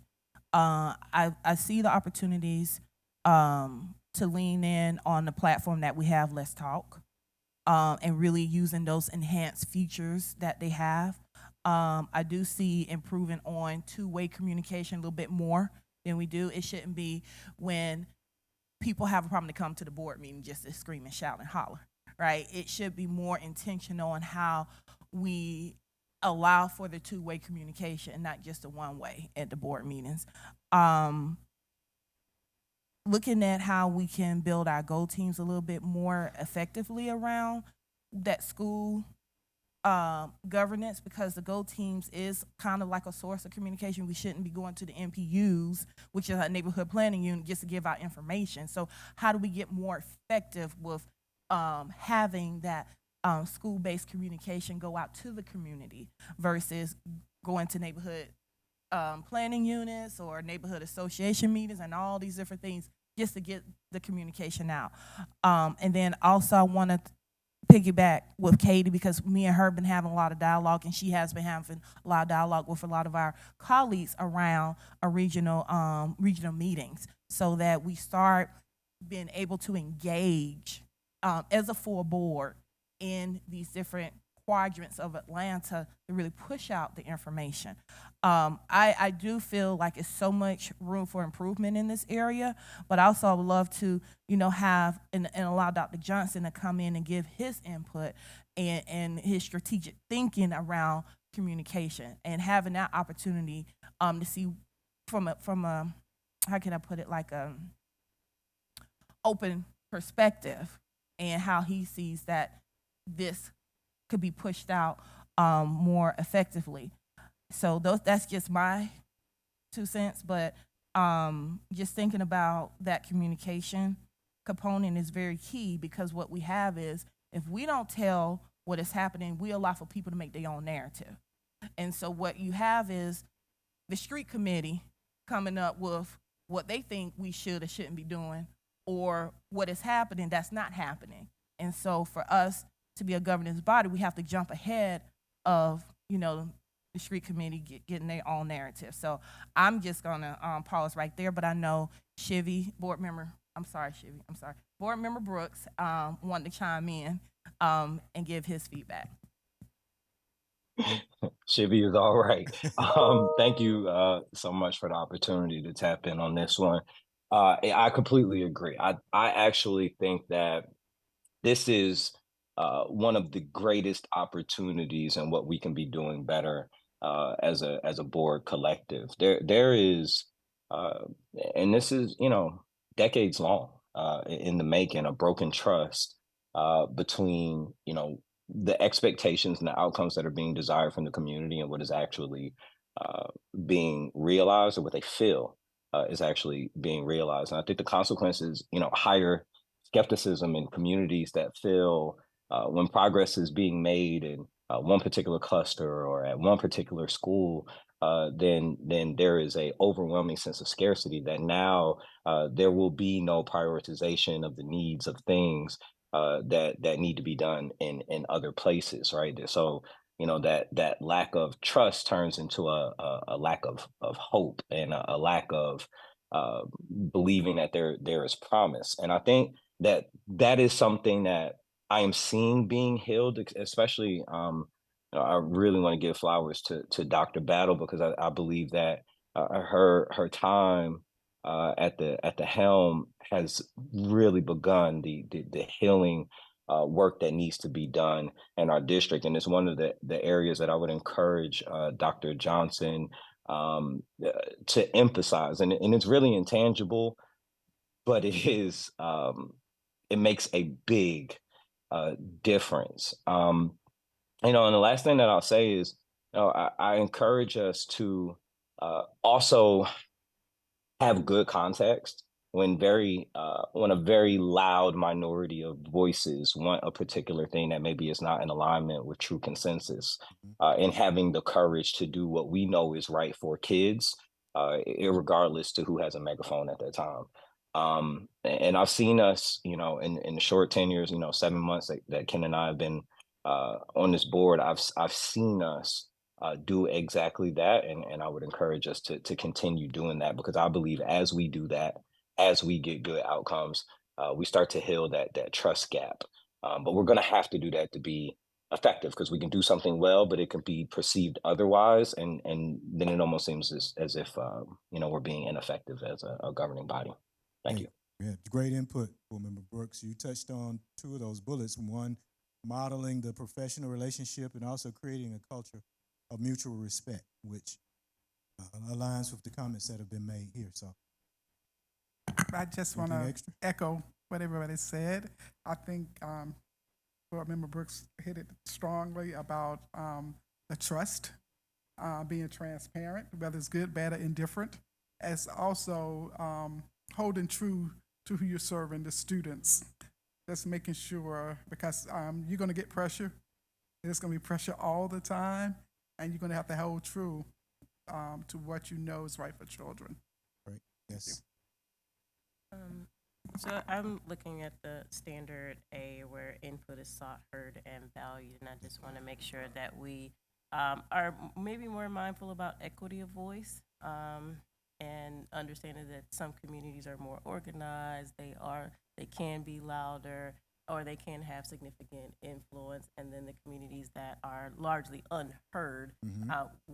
What is our process or approach to seeking that voice and opinion and thought, so that we can be intentional about processing and having all sides of a particular issue? And so just the equity in the voices that we are hearing across the community, and finding innovative ways to seek out feedback when we're not receiving it, or people can't show up to a downtown meeting to give their thoughts and opinions on something that's directly impacting them.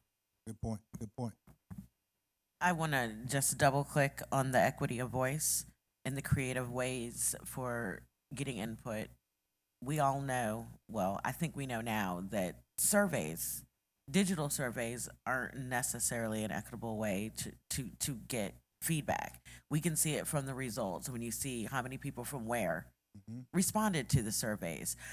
So I look forward to more genuine, creative ways of getting feedback from the voices that don't necessarily consider their voices powerful. Thank you.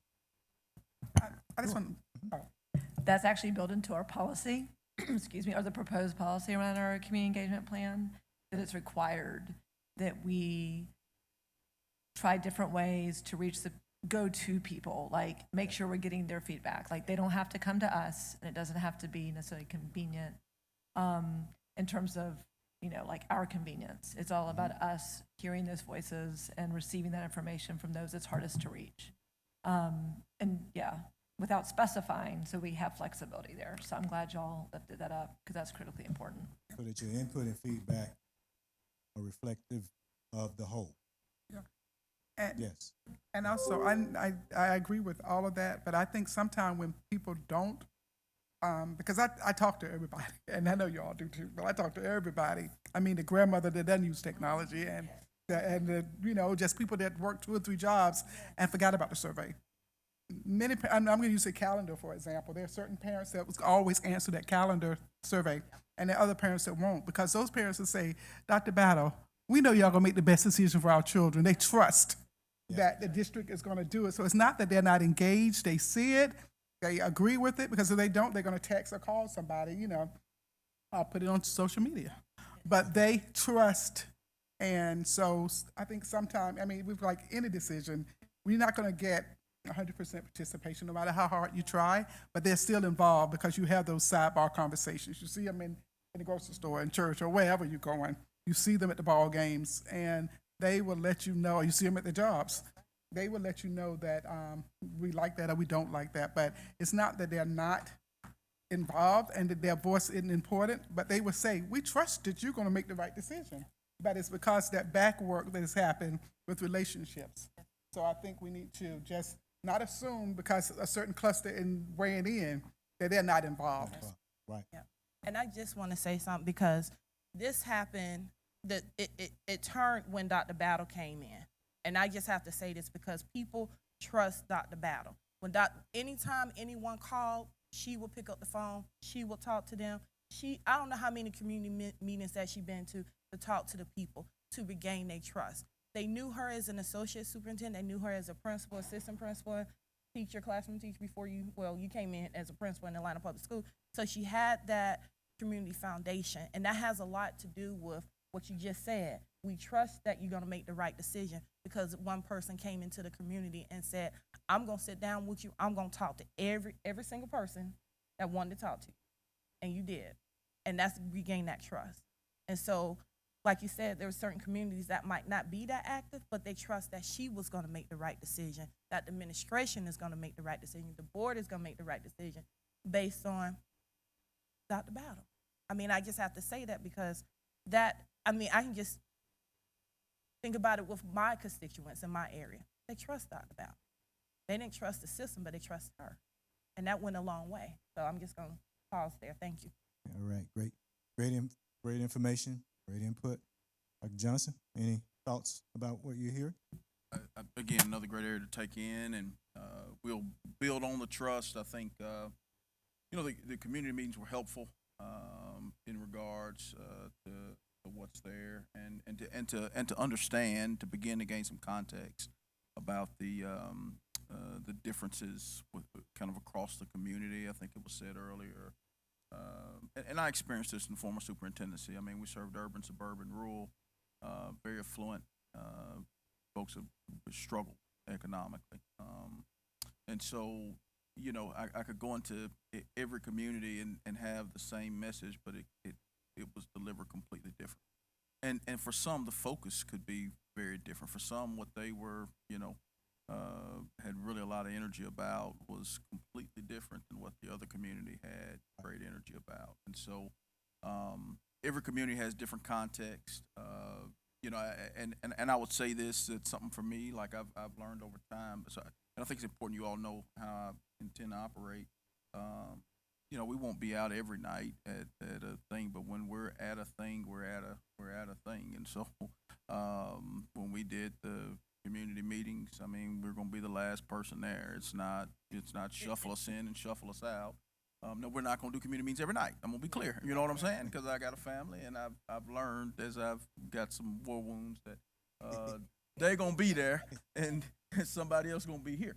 But the commitment is to serve. And so I think in the same spirit as I know Dr. Bell has done, we'll work to continue to gain that context and for people to know that we're making decisions with the best interest of children in mind. I do want to say this, and I want to be really, really clear.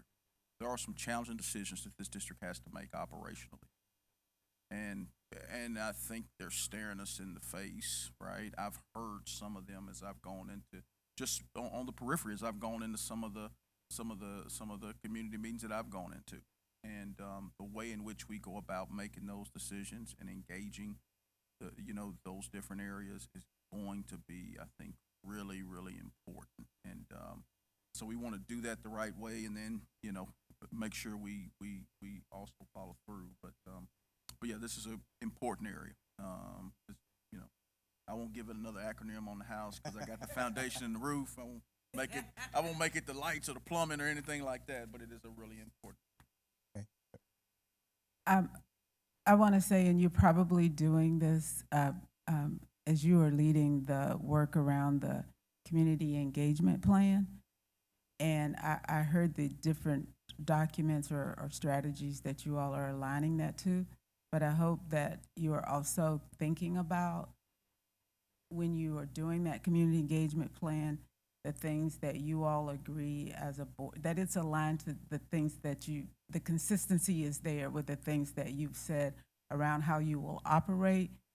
Also these standards, because these standards, whatever you all have had, these standards, I want to say, go back to the core of what you're supposed to be. So I hope that they are part of that thinking as you do that, because I think that's going to be important, because you don't want anything that veers away. You want to be sure that the areas that are necessary to be included in that are in that. So I didn't hear the standard, the domains, because that's the core of who you are. In Georgia, at least. I don't know about anywhere else, but in Georgia, that's the core of it. So I hope that that is being included as well.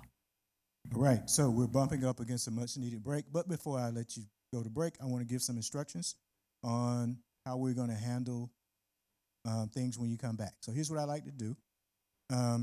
With the remaining domains, I'm going to assign them, split them up to a couple, and then you're going to look at them and then talk back to the group about what you feel about those when we come back.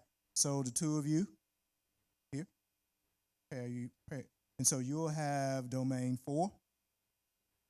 The two of you, yes, all right. Domain 5, domain 6.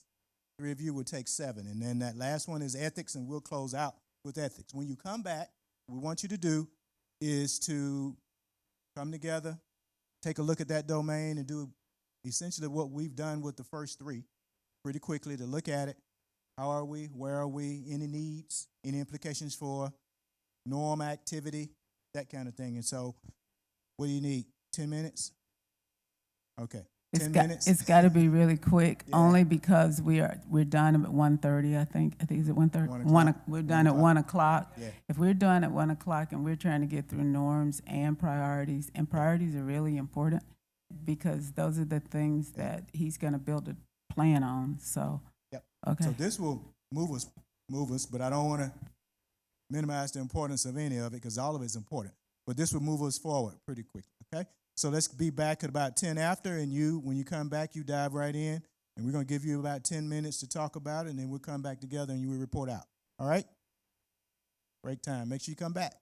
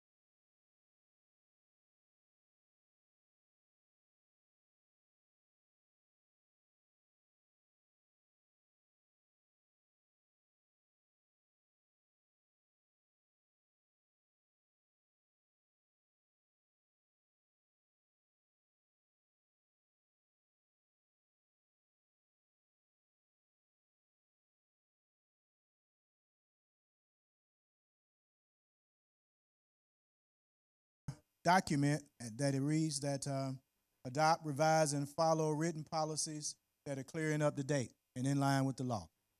High level, 30,000-foot view, that's what it says. So I'm going to defer to the team to talk to the group about what your thoughts were. Represent us only because Ishay asked that I do. But yes, this is both of us contributing a lot, especially the policy committee chair. So yeah, who's even got more experience with the policy piece than I do. But just, yeah, ensuring that we have alignment of our policies, to our strategic plan and our goals are policy. And then also just going ahead and putting it out there, we know we have to do a policy diet as part of our student outcomes focused governance work. We need to really get started on that. I think that would really help Dr. Johnson as well. Yep. And that's right. And just, the continuation of monitoring progress. I mean, a policy is only as good as its implementation and monitoring to make sure it's working. And that ties back, of course, we do that monitoring during our board meetings, and that can improve too. But ties back also to the superintendent, what Ishay lifted this, making recommendations around needed policy. We have a lot of opportunity there. So yeah, what have I left out? Well, that was it. I think we were talking about we were talking about definitely bringing attention to slide 40, which is that chart in terms of board members' roles and superintendent roles in policy development. Right. And oftentimes, chairing the policy committee multiple times over the years, we underestimate the role of the superintendent in policy development.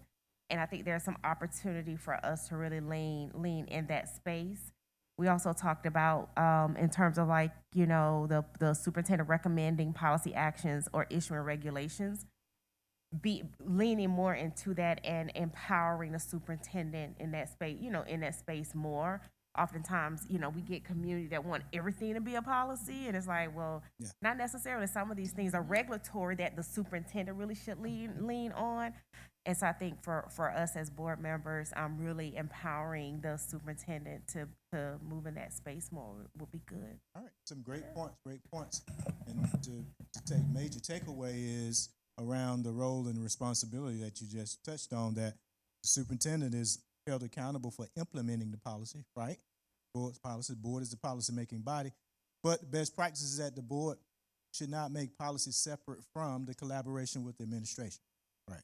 Because, as you said, superintendent is responsible for the action steps to implement that policy, whether it's administrative rule, regulations, all of those things, procedures, all of that. And so there are some major implications there. So great points. Let's move then now to number 5, which is board meetings. Well,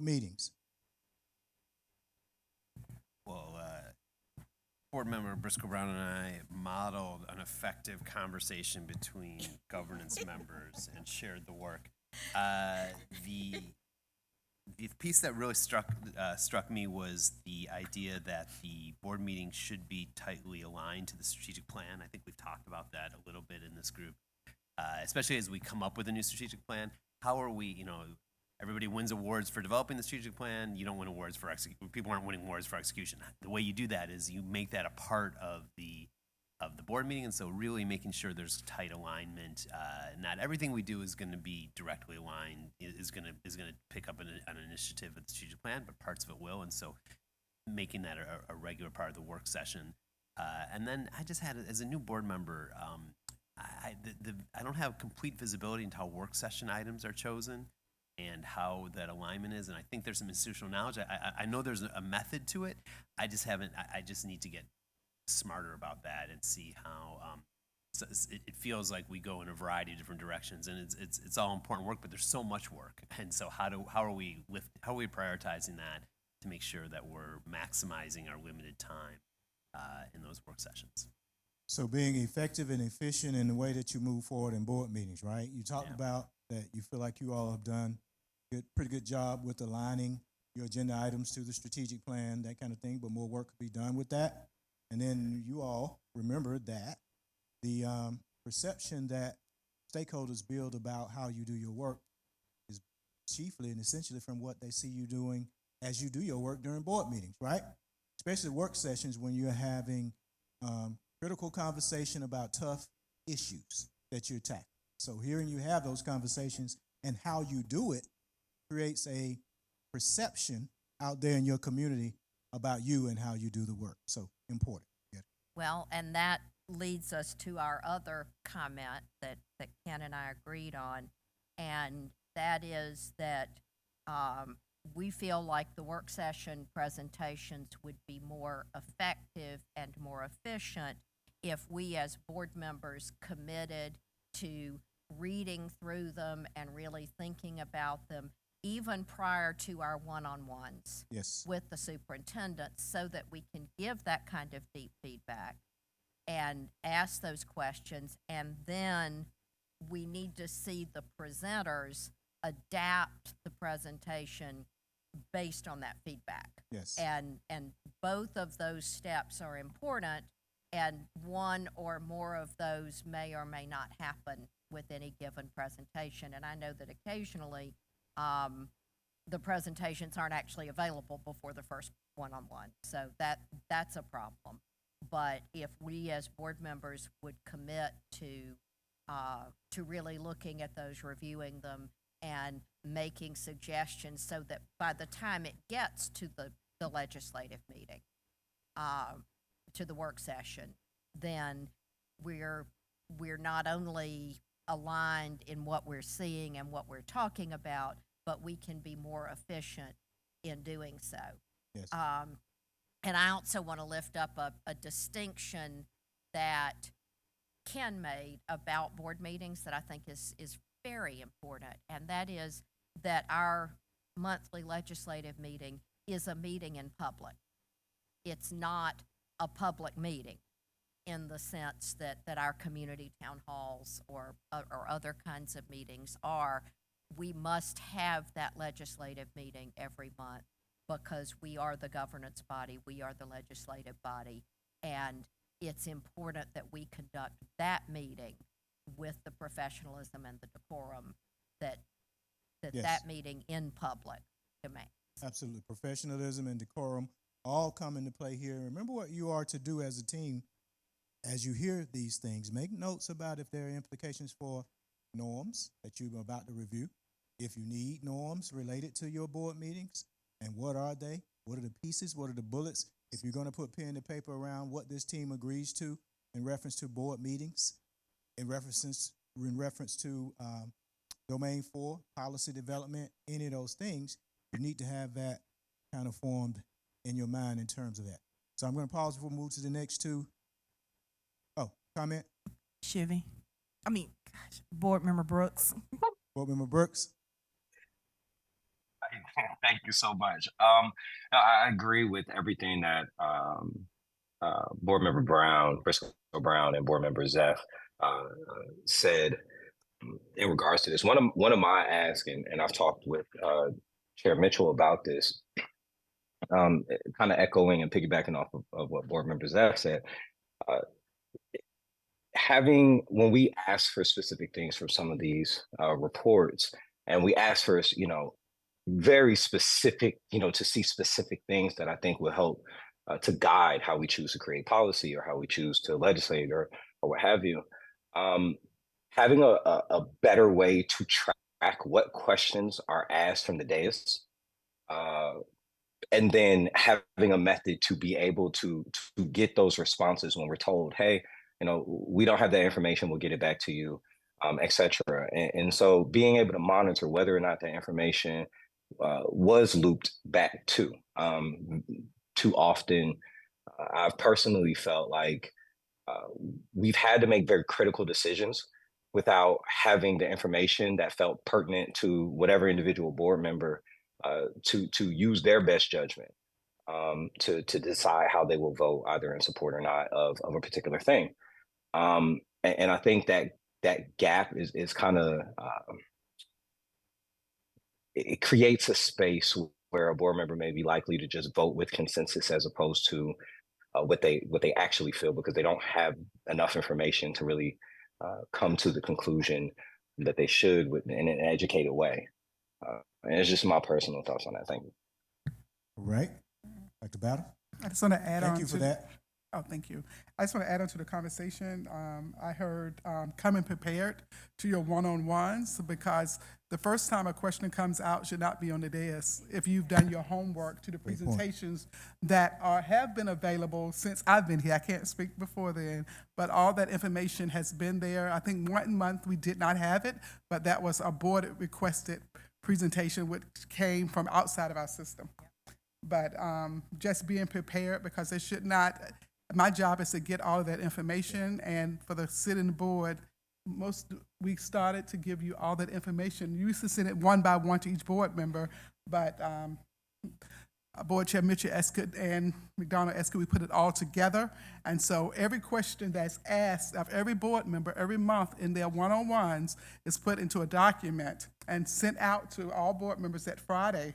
So to give you some weekend reading, the Friday prior to the board meeting. So we really try to streamline it. And even if you had a question over the weekend or something, I have always been available, and I think Dr. Johnson's going to have that same, because we want to get it right. We want to answer your questions, and I think we set that hour, so that's 9 hours out of the superintendent's day to meet with every board member. So if you come prepared, and I know you collaborate with each other, but so if board member Collins asks a question, she'll see which questions her colleagues have asked and get those answers as well. So I don't know how we can make it more, but I think it's about doing your homework prior to your one-on-one. Yeah, that's great information. Yeah. Sounds as Man, if if I could hop back in, I want to thank Dr. Battle and Chair Mitchell, and I believe it may be board member Howard, who had originally said, "Hey, let's have a bank for our questions," and that has been extremely helpful. I want to be very clear that I'm more so referring to perhaps ad hoc questions, or questions that maybe do come up from the dais based upon what we learn or don't learn from the dais, and then I want to be clear about this too. I'm talking more so about, from the board office side, us being accountable to remember what is it that we asked, and doing our due diligence to make sure we got what we needed back in return. And I'm not speaking towards the one-to-ones and preparation for the one-to-ones. I want to differentiate that. And Dr. Bell, I do appreciate you for that. okay, great, good information. So here, you've talked about 2 additional domains briefly. Number 4, policy development. Number 5, board meetings. Dr. Johnson, you've heard from 2 of the groups really quick, so we're going to kind of give you a chance to jump in if you need it, or if you're good, we'll move forward. Okay, excellent. Remember to note any implications for norms if you see them. So let's move forward now to domain 6, which is personnel. Okay, so me and Dr. Battle had opportunity to discuss personnel, domain 6 personnel. The Board of Education employs superintendent who acts as executive officer of this school system. So what we have done, and I'm looking at the different elements, I want to say I believe we done a good job this time. With one, hiring a search firm to help us facilitate this body of work, to making sure that we develop that leadership profile in collaboration with our community, and getting that feedback. And that helped us to determine what type of leader we want to lead this district. And so I feel in this part of this domain, I think we did a pretty good job. What I took away from this is to develop a manual of a superintendent search and a superintendent transition. Haven't got there yet. That is housed in the board office for years to come, whenever there is a change in leadership. So there's some context to how this body of work should be done. Then we went on to the evaluation. We have an accountability committee that is set up to help formulate how the superintendent is evaluated, and that's based on, based on clear, written, measurable performance targets, aligned with your strategic plan, aligned with the goals and guardrails that we have in place. So that's the body of work that is done by our accountability committee. And I think we've done a good job in the past to make sure that alignment is there with the evaluation. And so then we go to C, where the board adopts policy, personnel policies that is implemented by the superintendent. That component is from the policy committee, which we have in place, and I know we heard from the domain 4, which talks about policy and how it's implemented and making sure those lines are defined. What is board work by setting policy and what is superintendent work by implementing policy, and not making a policy for everything that we do, and make sure that those areas are identified. So I'm gonna leave. Go ahead, Dr. Battle, go ahead. Yep, I think that was great. And the only part I was going to add on that board to keep in mind that the difference between policy and administrative regulations, and who does what, as well as not making a policy for everything, because we'll be so busy just making policies and not doing the work. So yeah. So thank you. And I will add to that, just reviewing policy, and I know Katie mentioned the policy diet. That's going to be helpful in how policy is reviewed, also written to serve. That's one thing I do want to say. Policy is written to serve, not to be punitive.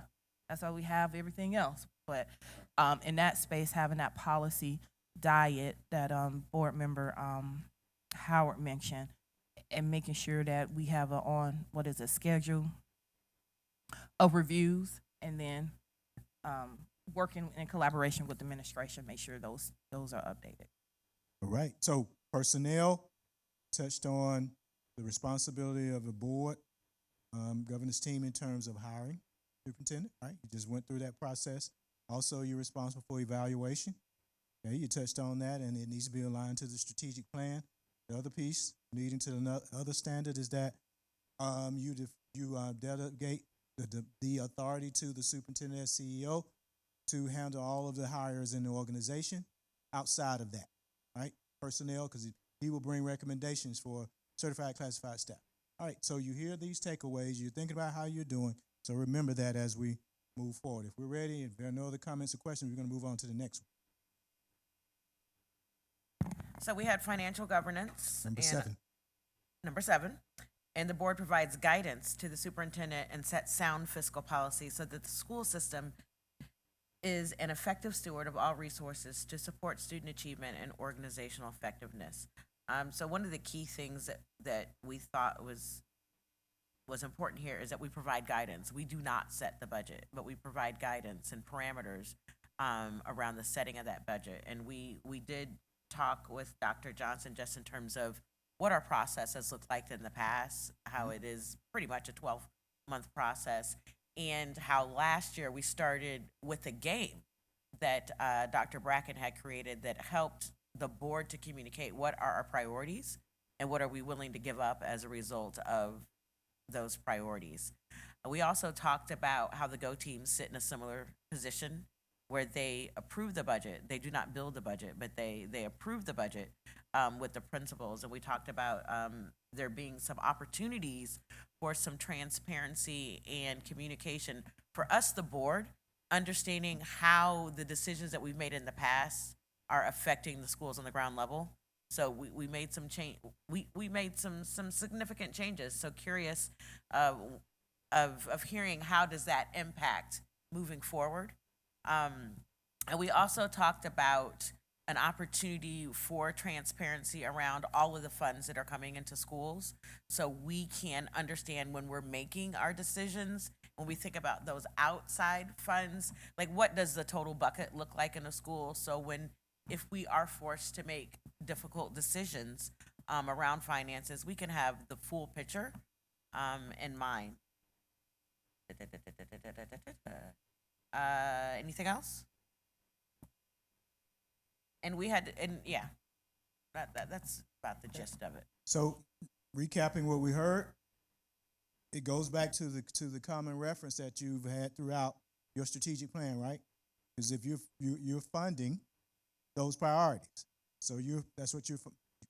Another comment? Go ahead. Well, the last thing was your budget shows your priorities. Yes. So wanting to look at the budget and understanding, we recoded things to align with the strategic plan and to align with our goals, but being able to look at that in retrospect just to see how the spending fell, and then moving forward as we're building the budget, understanding how our priorities and our goals are aligned with our budget.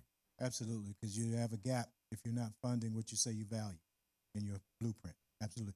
Any closing points there? Good guidance. All right. Board Member Brooks, comments? Madam Chair, are you able to tell if he's kind of wanting to weigh in or not? I think. No, sir. Thank you. Okay. All right. Good. All right. The last one, Domain 8, is about ethics.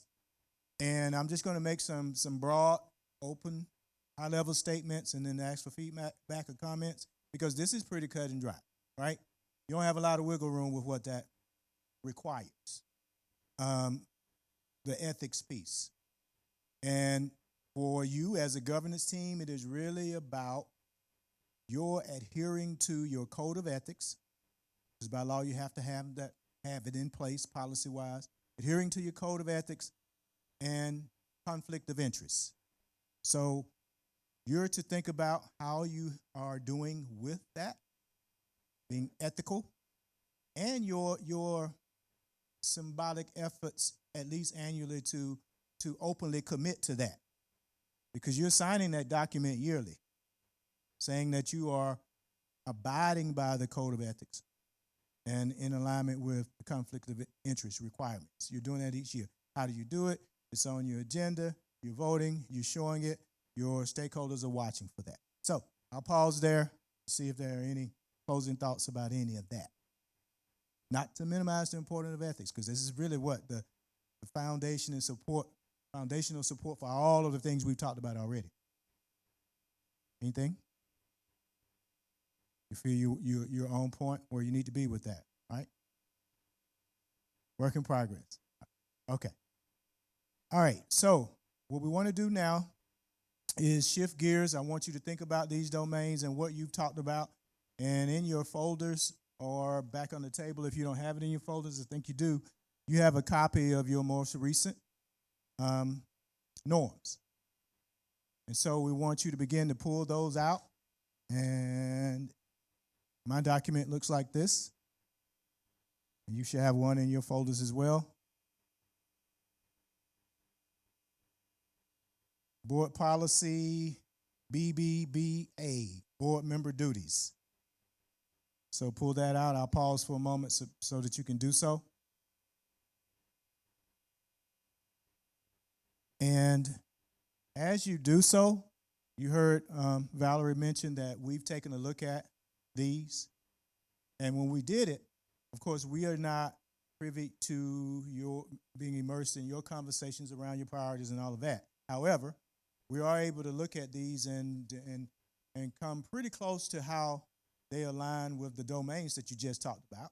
But remember, there are 8 of those, and sometimes governance teams have norms on vast majority of the domain. Some do not.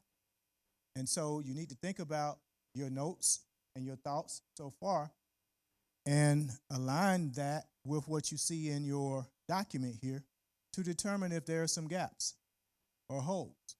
You know, we've made mental notes listening to you. I know Valerie has made notes throughout as well.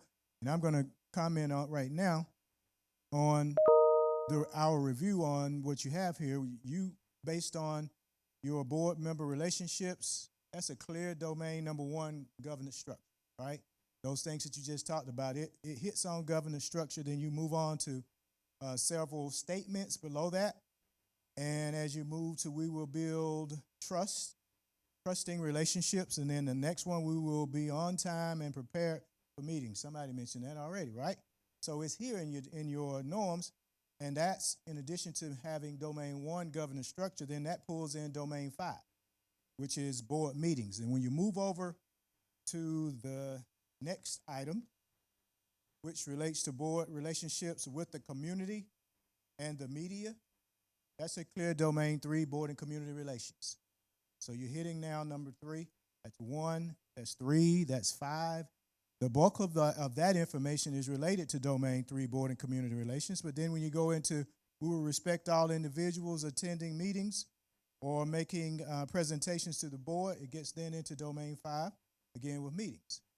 And continuing through 3 and 5, you move down to board relationships with the superintendent and staff, goes back to governance structure. And also number 3, board and community relations. So that continues to APS, administration, and staff. Also fostering and expect open communication with the superintendent. So that's the last item that I have on this document. So if we recap, at minimum, you have chosen to develop norms that relate to domain 1, domain 3, domain 5. That's what I have in my notes. So you need to weigh in on this to see if you agree with that assessment. And Valerie, you may have some thoughts on this too. So 3 major domains that you have, but the critical point for you now, I'm going to shut up in a minute, but the critical point for you now is to think about several things. Have you covered the things you feel like you need to cover in domain 1 since you made the decision to develop a norm that relates to domain 1? Have you covered it? That's one thing. You also made a decision to develop a norm related to domain 3, board and community relations. Is it acceptable for who you are and where you are right now? You also made a decision to develop a norm related to domain 5, board meetings. Does this cover the bulk of what you have raised in your conversation this morning in terms of what you placed here to reflect your rituals and routines? Remember that norms, and it's in your packet, norms reflect who you are as a governance team and what you are committed to as far as how you do your work. And it sends a message to the community. When and if you bring on new board members, also, this is where you go for your own boarding, right? These are the norms that you've adopted. This is what you say. So that's a good place to start as you develop those. And when new superintendent comes in, one place that he's going to go to will be, what are the norms that have been adopted for this team? What are they? And he'll begin to say, okay, I see X, Y, and Z, but I'm seeing some things that might be missing, or I see some overkill, some things that are here that really shouldn't be, because we're good there. So I want you to think about all of that. And as you are paired up in your twos like you were when we came back from the break, I want you to now spend some time yourselves taking a look at doing a quick reread of these items and make your notes around whether you think what you've read is adequate for your ritual and routine in that category, 1, 3, and 5, or if not, what domains are missing based on your conversation. I want you to do that in your pairs right now. Read it, make your notes. If there's some things missing or some things that you want to recommend to the team that you adjust, then we want you to do that too. Now, this is going to take you, we're probably going to take about 15 minutes on that piece first, and then come back together and have some more structured conversation about that. Before we do that, Valerie, you want to talk about it? I'm sorry. I do think that you all have covered a lot. In these, you've done a really good job. The one area that I would ask you to just think about is to really look at your board meetings. It was said, I think it may have been board member Zeff, or it might have been board member Briscoe Brown, who made the statement. Many of your community members, the one and only impression that they have of you might be what they see when they look at the meetings. That's it. They don't know anything else other than what they see on the meetings, and that is really where confidence and trust is instilled in you as a body from what they see, how you conduct yourselves.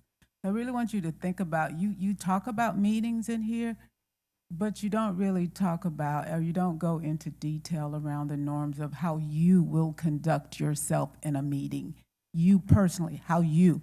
I will raise my hand and wait to be acknowledged by the chair. And you may do that, but when you get new team members, things could be different. People might not know. So there may be things that you want to look at in here. And I mean, we do have some boards who go through the tedious task of saying this is how our meetings will be conducted, right? So we have examples of that if that's something that you want to think about and you could look at. But I'm just saying that for the purpose of thinking about, that might be something you want to add. I don't know, but that's the only thing that I could take away from that. And to add to that, your group talked about the financial governance piece with you having a new superintendent in. Now you're just adopted a budget and process of doing all of that work. What you need to think about the role of the board in that process, because you all mentioned what it was, and the role of your superintendent, because he's coming into a new environment. What do you expect from a financial standpoint? What from funding a blueprint, strategic plan, to procurement, and all of those purchases that he's going to have to drive in terms of bringing recommendations to the board, his role in doing so, and hands-on, hands-off role that you play with that. So when it comes to financing, procurement, and all the things that he's going to be responsible for, staying in your roles of that to ensure that it's meeting the spirit of your blueprint. Remember that. As you do that, it's also a sample in your folder of one set of norms. That doesn't mean that this is like the silver bullet. That's not what it's intended to be. But it's there to give you an example of an approach that one team took with this and their categories. And so it'll give you a chance to compare that to what you have. You know that this group went into a lot of different categories, and you don't have to do that. They thought they needed it. But it gives you a good opportunity to compare this language to yours. And I think in this, they do touch on the finance piece. They do touch on board meetings and that kind of thing. So it may be a good prodder for you in terms of your thinking. And at the time that they developed this, you have to understand, we were going through a period where there was a lot of discourse in the community because there were groups who were attacking the board and talking about their dysfunction, all of those pieces. So they had to put a lot of structure in place because of people who were coming onto the board with agendas of imploding the board, right? So they were putting that structure in place prior to others getting on with that same agenda. All right, so we're going to pause. You review, make those notes about what you see and what you don't see. I have about 5 minutes before noon, so take about 10 minutes on this. And then we'll come back together and get your thoughts. After 10 minutes, you probably won't be completely done, but we'll check to see where you are, okay? All right.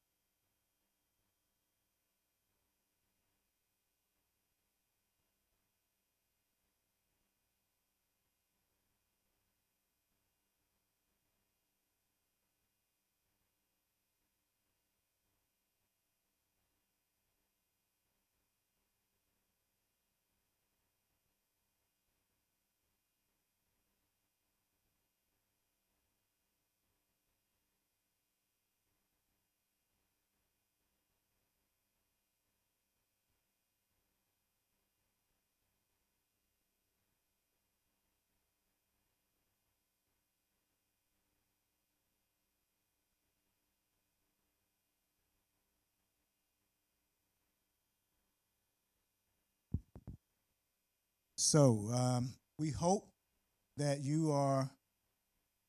Am I moving you too fast? You want me to wait a minute? Okay. What I want you to do is we'll go around like we did to say if you feel like you've covered everything. And if you haven't, which domains are missing in your norms, right? Hope you had that conversation. Or nothing's missing and you're good. Or nothing's missing, but we need to do a rewrite of some of these areas. So it's kind of your decision as a group on how you do that, but it gives your teammates an opportunity to hear what you have to say about it. So I've been starting here. I'm going to shift gears and start with this team. Okay, so let me gather my notes. I think one of the things that was said that kind of sums this up is we want to be led versus micromanaged. So we don't necessarily need to bullet point everything that we want to do and how we want to do it, but we do need to be and to actually exercise and practice the things that are written down on this piece of paper. We did identify that there is some opportunity around meetings, not necessarily as prescribed as we will follow Robert's rules and you will raise your hand. Yeah. But there is some opportunity maybe to make this a little richer. And again, not necessarily an opportunity within this form, but an opportunity for us as a board and our development is around trusting relationships. And how do we, if we don't have it, how do we build trust? How do we maintain trust? How do we encourage trust among us as well as within our community? Because like we said, we are modeling the culture. And so if we are not trusting each other, then how can we expect our community to trust us? And so there is work to be done around building trusting relationships, not necessarily written down in a norm, but practiced by this board. Okay, so quickly recapping what I think I heard. I believe we heard there's a need for a norm related to Domain 5, which is board meetings. Doesn't necessarily mean that it's going to be as detailed or specific as your sample, but it needs to be what you agree to. That's this group. Of course, the board, you got to reach consensus on wanting to do that. But I heard them say 5, which is board meetings. And then also I heard the trusting piece, the trust piece, that not necessarily an additional norm, because the essence of it is probably in the norms that you already have written, right? But how to adhere to it and how to make sure that you are enforcing and having that ongoing conversation and dialogue about it. Is that right? Okay. Anything else? The last one, we didn't have any wording, but a statement that we will operate with financial responsibility, keeping the kids at the forefront of our decisions. I'm not a wordsmither, so I'm gonna let Cynthia handle that. But but something along those lines of making sound financial decisions that are rooted in children. 5 and 7. Okay. Any comments? Additional? All right. Good. All right. So you all capture that note, 5 and 7, because we're gonna come back and make sure at the end that there's consensus around that, because this is just one group, right? Ready?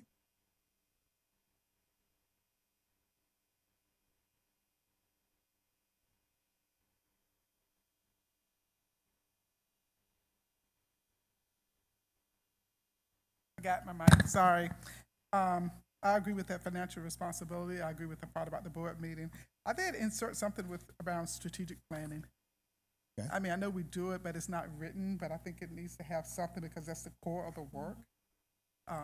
So I don't know what it might be that I would suggest.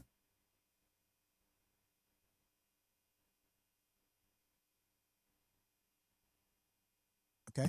So what I have is strategic planning, just the norms around how that is done in align with our goals. Then I have board meeting norms, financial governance, and ethics. The statement around ethics, the statement around financial governance. I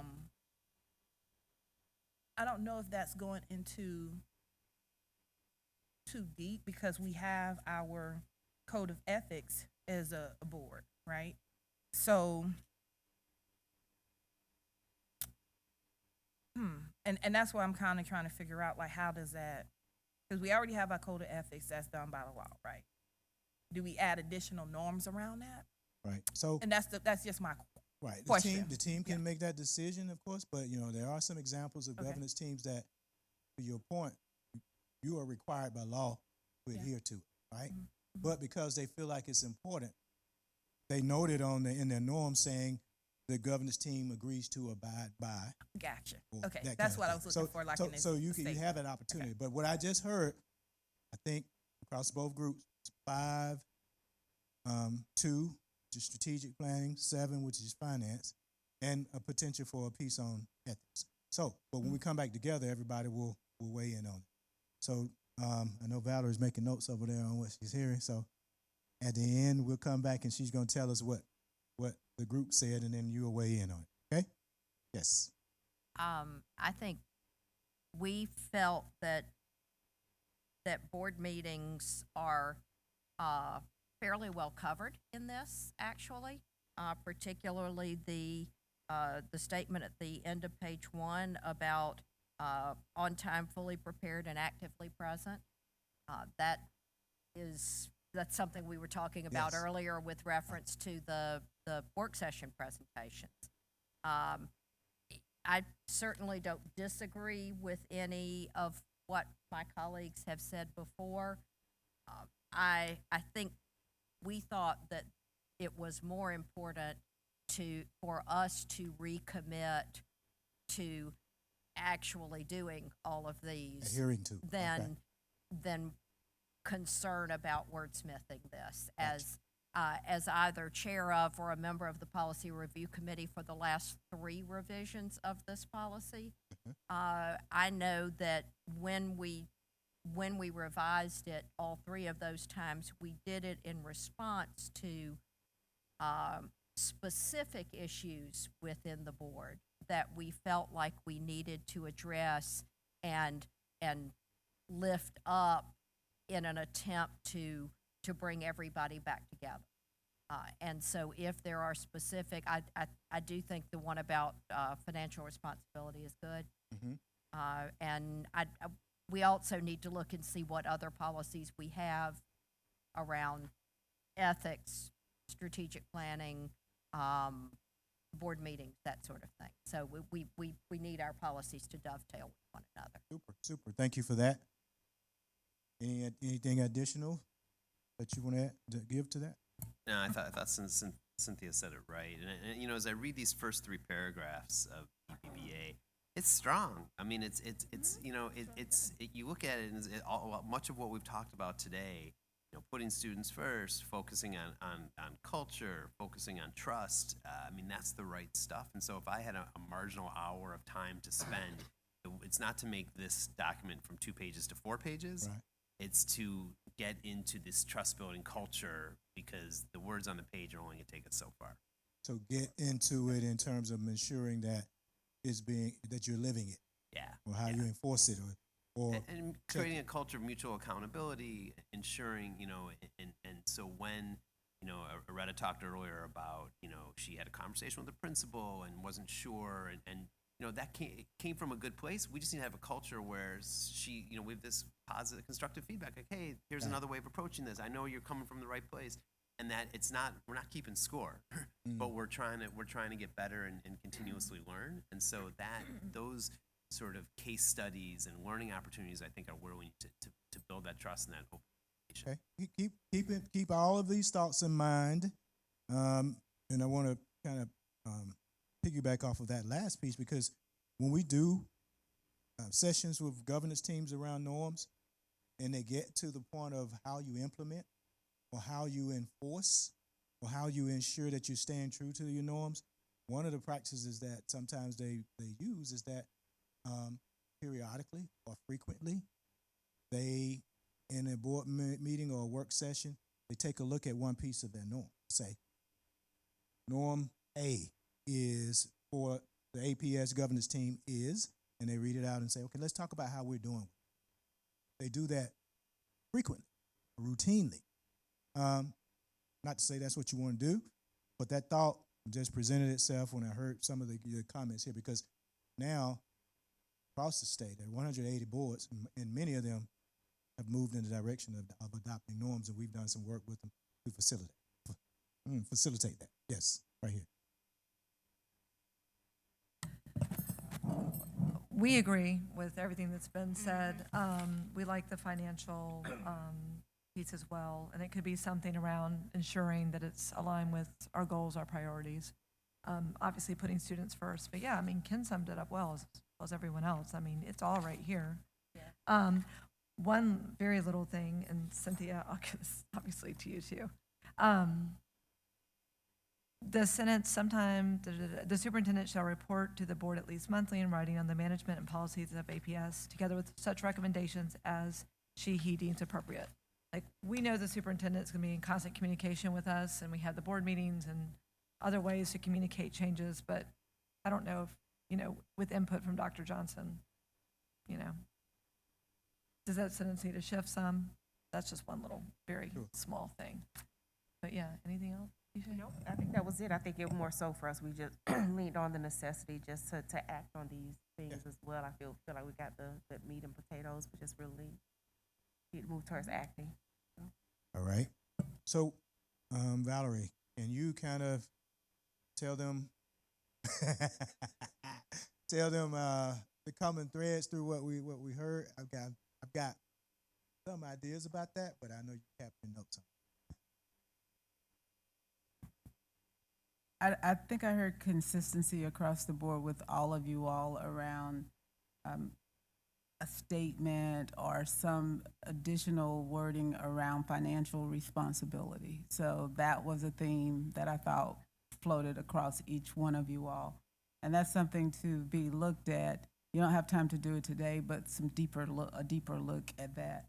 I also heard that there was some consensus around board meetings, but not necessarily what you've seen, the deep structure there, but to at least take a look at it and to see if there are ways that you might want to add a little bit more to the board meeting norms, please, how you conduct, the process for the meetings. I also heard consensus. Well, I heard several of you say strategic planning. I didn't necessarily hear every one of the groups, but I did hear that there needed to be some norms around the strategic planning piece. I also heard a theme, and this is not a norm, but adherence to the norms that you currently have. Like, you have norms now, and just a recommitment to adhering to them and recognizing that the norms are a way to build trust, that trust building culture that you all want to see. So that's what you're looking at. And then finally, I heard the communications with kind of looking at and reflecting on the bullet point in which there's a sentence in the paragraph that talks about how the superintendent will communicate specifically around the monthly reports or that piece. So those are the things I heard. You may have heard more. I agree with you. Okay. Cool. Yeah. So what Valerie just mentioned really reflects the common pieces that we heard through each group. Next step for you to think about would be if and when you'll come back together to do that. Because if you're going to agree that you need norms in those areas and you don't have them in the couple of areas that you mentioned, you're going to need to come back together to do it. Our original goal was to try to get through all of that today, but it's a very ambitious goal. And you really do we need to help you get to the place transition-wise where you are working with him around what your expectations are and what he's hearing from you, so he can build you a plan to say, this is what I'm going to be doing. Yep. So I think that's the most important thing. Okay. That's a good opportunity, Madam Chair, for us to shift gears to have you weigh in on where you think the team is with its readiness to begin to communicate to Dr. Johnson about what you think your priorities are going to begin to be, that he's listening and hearing all the information, but it helps to know what the priorities are as he's hearing. And I'm sure he's going to also speak back to you saying, here are some other things that I've learned throughout this process too. So, So a few weeks ago, I did reach out to board members via email, asking them to share with me the priorities, what they felt that was important to them to share with Dr. Johnson. In preparing for this retreat. From there, I just took back the feedback that I received from 4 board members on what they feel that was important to them, and I'm just going to share them at a very high level. Number 1, social emotional learning initiative and curriculum. Review of the special education audit. Right sizing our district. Equitable decision making. Literacy. Balancing the budget. Transportation. Athletic. Special education. Literacy. Special education. Pathway. So there's some common priorities here. But I open the floor for those board members who didn't submit theirs to have an opportunity to say what they feel like their priorities are. Yep, I'll just go right through. Social emotional learning initiatives, curriculum, special education, the right size in our district, and I'll just read it a little bit. All schools and APS taking into account building capacity, students and staff, diversity, transportation, signature programs, literacy, balancing the budget, transportation, athletics, special education, literacy, special education, and pathways. A real thing that popped up was special education. You dang on right. And literacy. So that's kind of what we have right now. And this is just was something that, you know, people want to know what is going to be your focus in the 100 days. We know that you are the type of leader that want to be in the schools. And Dr. Battle has been that leader that has been in the schools consistently. And with that, that's where you have opportunity to see exactly what's going on day to day. We're not in the schools, so our hands are off. But we bring the concerns, the voice, and the values of the community and the parents and what they want to see.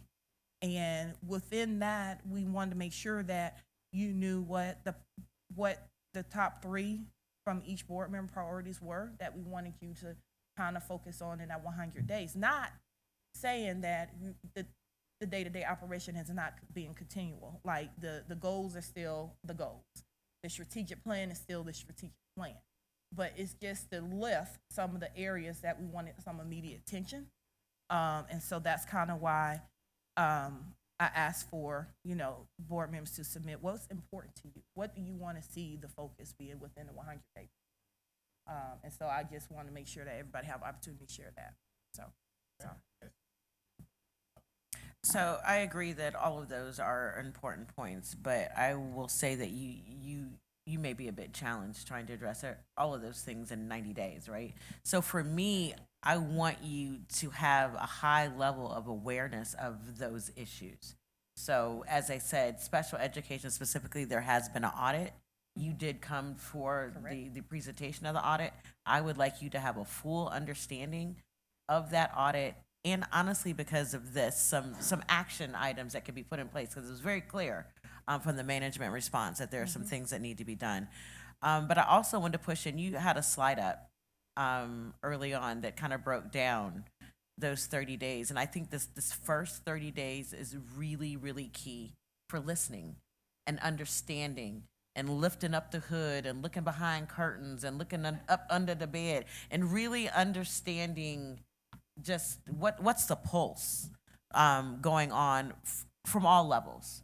So internally with staff, with board, with partners, with stakeholders, a full view of what have you walked into, right? And then understanding what is our current strategic plan, understanding what are our current goals and guardrails, what are we doing, and then again, wanting to look under the hood with what have we done, and what are opportunities. So really these first 90 days, I'm expecting you to listen and to uncover opportunities and then to put together a plan on how long-term you're going to address these. And otherwise, I do expect for you to be accessible and visible to all those. And I don't mean like 24 hours, right? But I want people to see you, to experience you, and to get as excited about you and your leadership as we are, right? So I want you to listen and learn, but I also want you to introduce yourself, your authentic self, and get to work. I think you hit it on the point, on the head, and I don't know if it came through. The first 100 days or 90 days really is about him doing exactly what you said. And at the end of that 90 to 100 days, he's going to come back to you with, from what he's seen, his plan for addressing those issues that you've talked to him about, but he's also identified. And then you all respond to that. And that's how you get to then determining how you're going to evaluate him, right? Because he's saying, these are the things I see. You're saying, well, you didn't see, these are good, but there's this too. And y'all come to agreement, and then that's how you're going to build that evaluation, right? But you hit it on the head. Yeah, that's key for your understanding as a team, that these priorities are not such that you are expected that he's going to solve that in 90 days. That's not the issue, right? You know, he might find some things within those categories that he's going to say, I need to address those in this piece immediately, but it's designed throughout the entry during the first 100 days, first 90 days, that he's going to do his gathering and fact finding and analyzing and all of that to determine what next steps should be. So you all remember that. Now, in my quick notes, I've got about 7 priorities that I've heard you all say. I might have lost track somewhere. Yeah. And I just want to say, it's not, we're going to give them all of these. This is just Right. something for this is feedback opportunity. Yeah. Sure. So I see 2 hands. I'm going to start here. And then you I'm have coming Chivy here. Board Member Brooks. Okay. Yeah, who's on standby.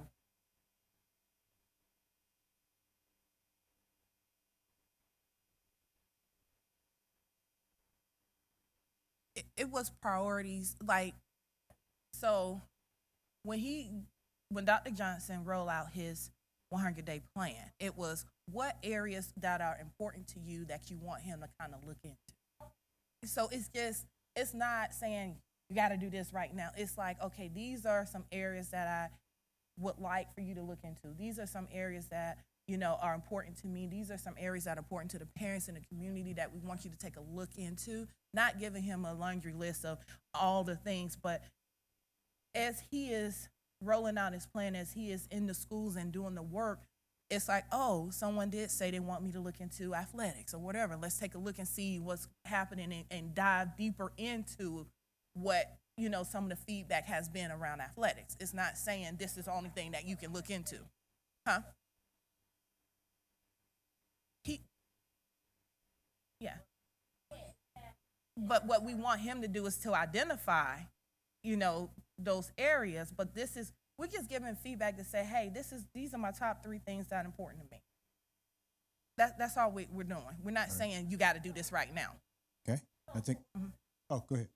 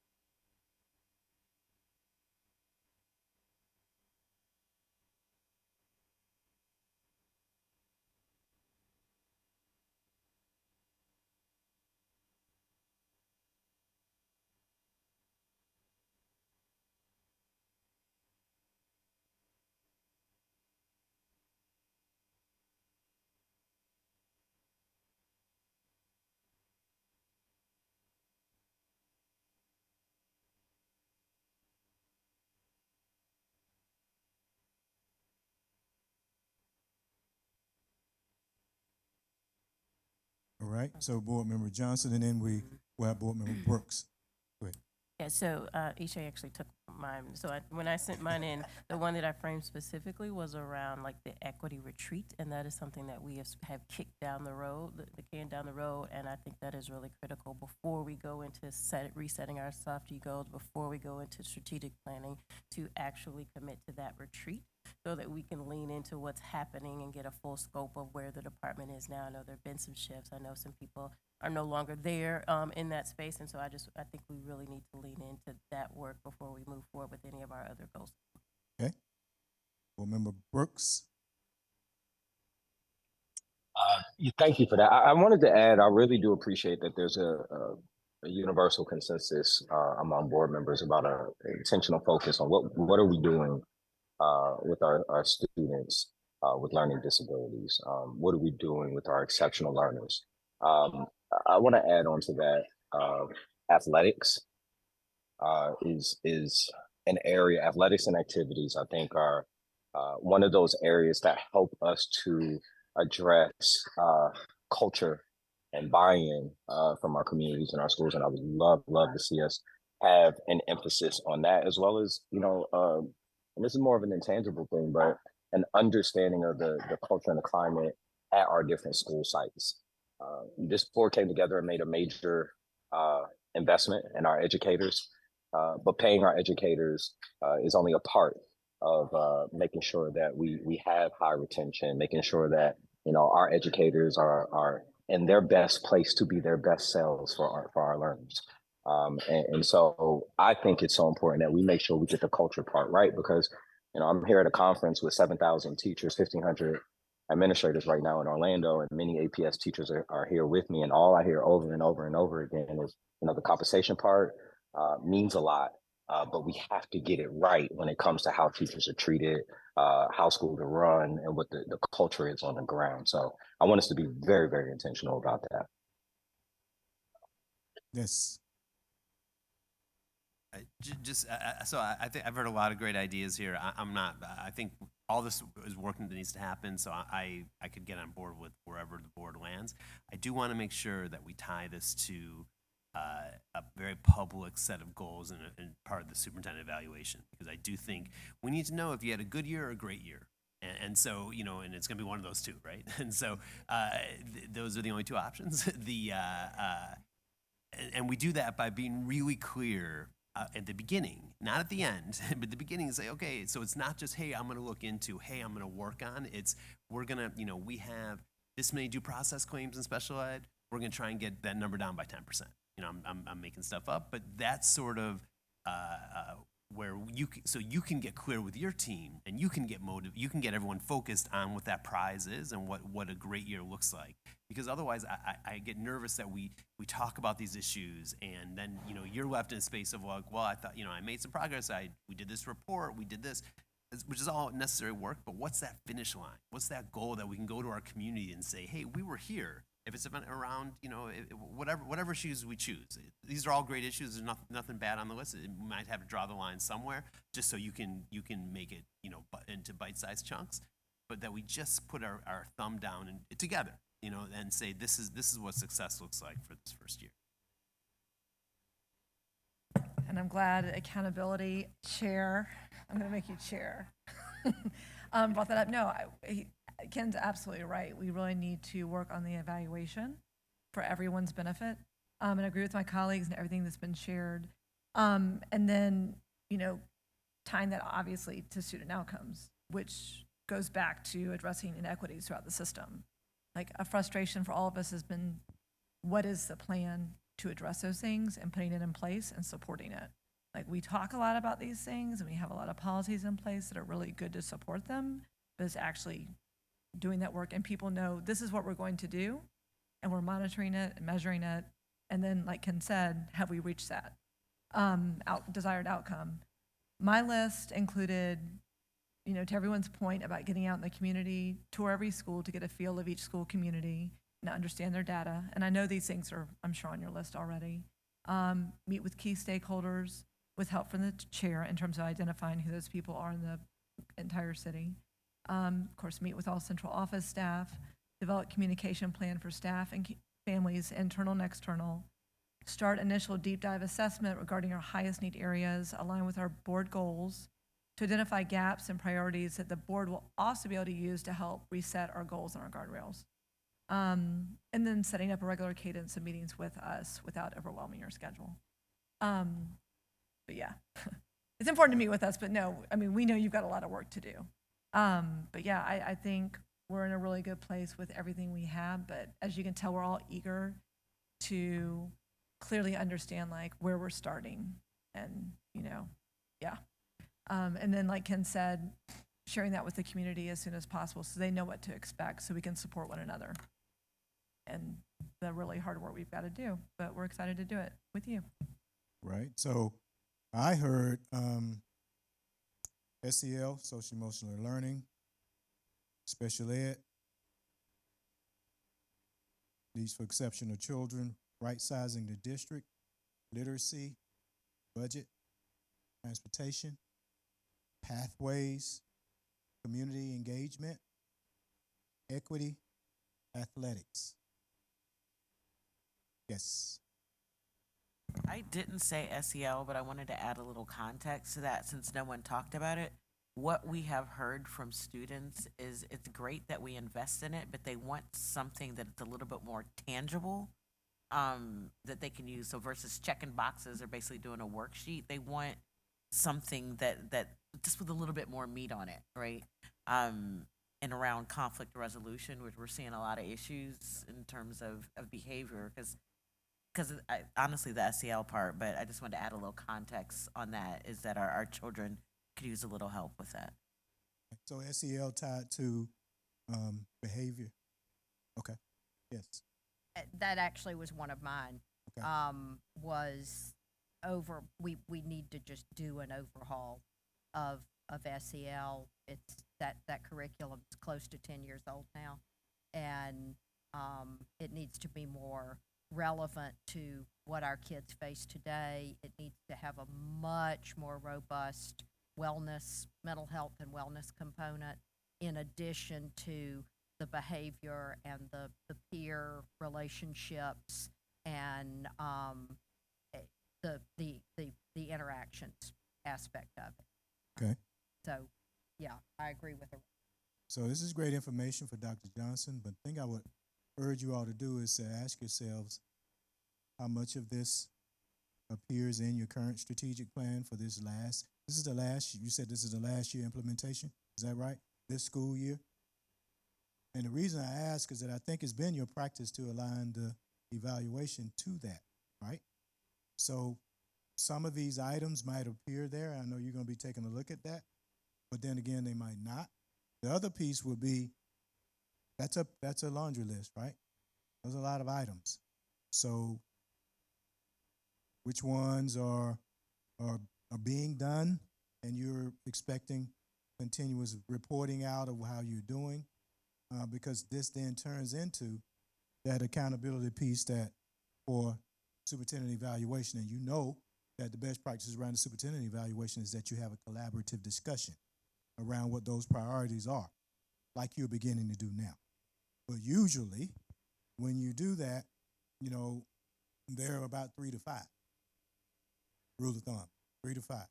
Now, some of them are subcategories embedded in those 3 to 5, but not to dictate to you. But just be mindful of that as you move forward, because you can't get things all over the place into an evaluation and then it doesn't align with your core business. All right? So that's just a bit of input. Dr. Johnson, you've heard those priorities or discussion on what might potentially be the priorities. And so I know you've made notes. So it's a good opportunity now for you to share with the board on what your mindset is and where you think you are. Dr. Battle, you said when's your last day?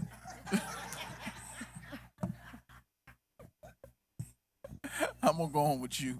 I'm just messing. When's the cruise? Yeah. So a lot of really good activity. So I over the course of the first 100 days, there will be a lot of activity. Obviously, the goal is to get into every school. That will happen. We're already getting up under the hood. Dr. Battle's been great in making the staff available and had a chance to engage with,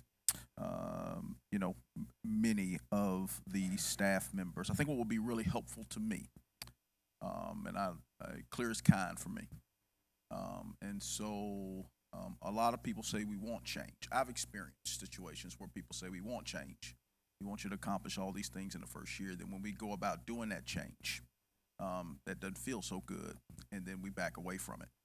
And so I want clear to be kind, and I want to get real clear on what the 3 to 5 things are, 7 to 22 things that this body wants accomplished, and then let's lean in and commit to them. So I'll give a big, broad one.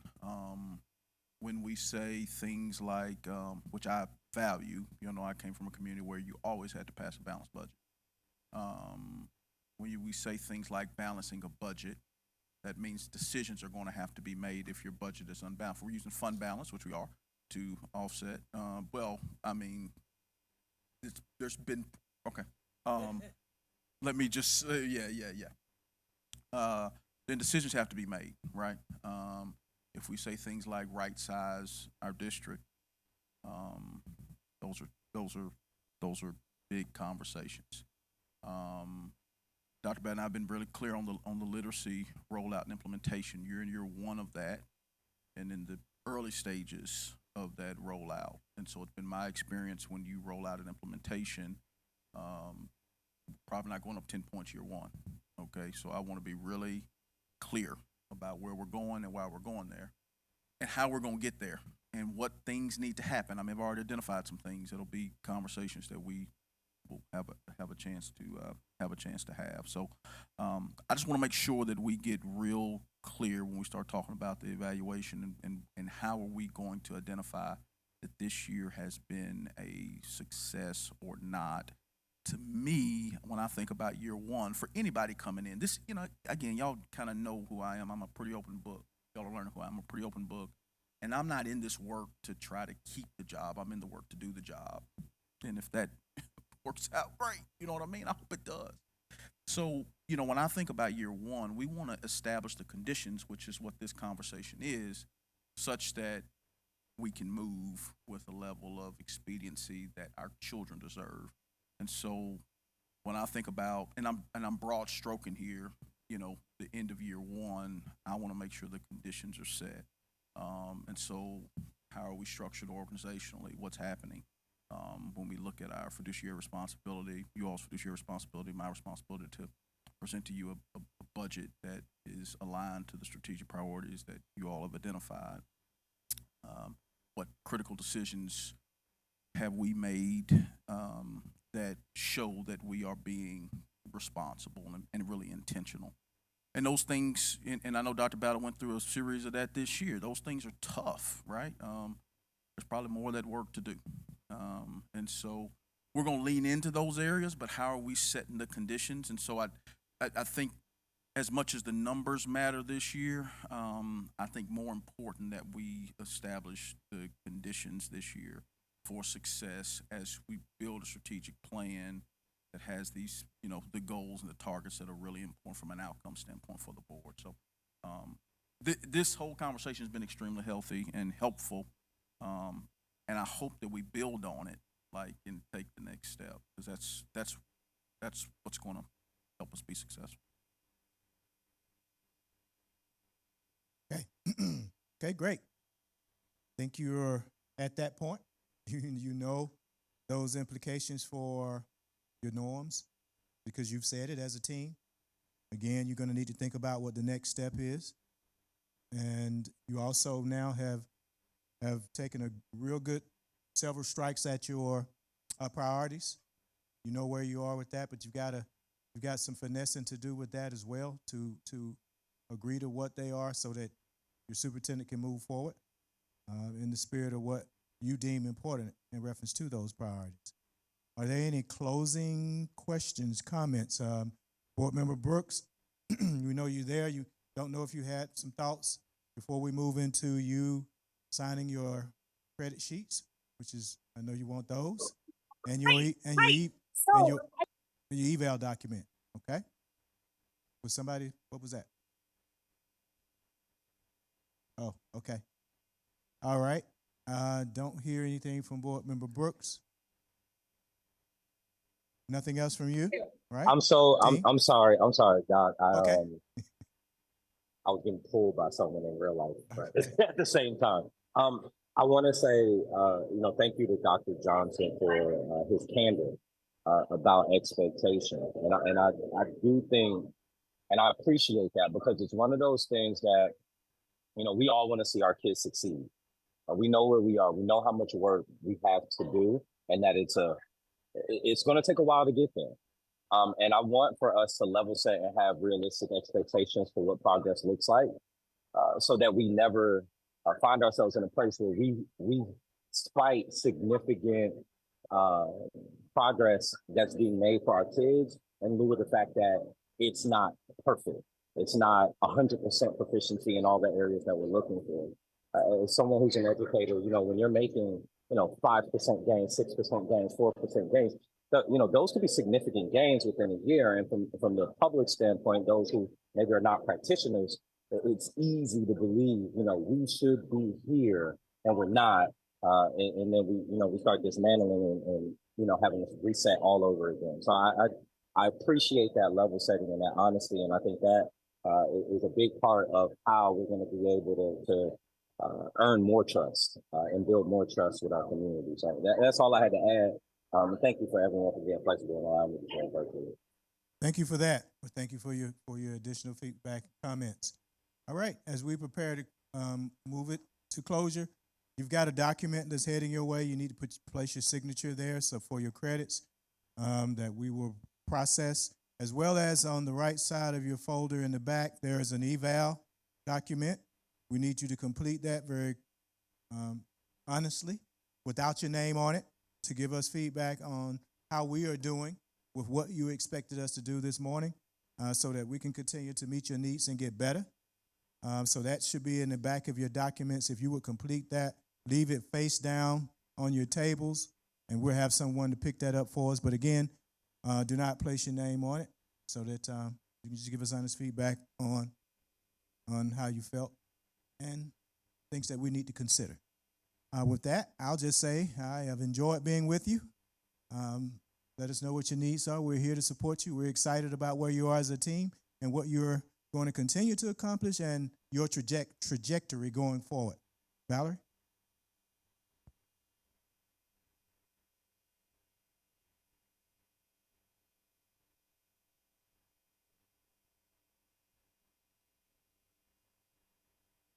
Board Member Brooks, are you still there? Yes, ma'am. Okay, thank you. We're gonna adjourn, and I'm gonna need your voice vote because I gotta Yes, have a ma'am. quorum. Yes, ma'am. Yes, thank I'm you. here. First of all, I want to thank Valerie and Sam for facilitating our whole board training. And I'm gonna go back because I want to say Ms. Wilson and Dr. King for facilitating our whole board training. Information shared today has assisted our leadership team in onboarding our new superintendent to ensure that we pause for effective governance. We appreciate you and look forward to joining you in all the trainings and the conferences throughout the school year. Thank you again. Now I will entertain a motion to adjourn. So moved. Moved by Board Member Baldwin. Second by Board Member Howard. All in favor? Chivy? Aye. Thank you. Any opposed? Motion carries. Meeting adjourned. Thank you all.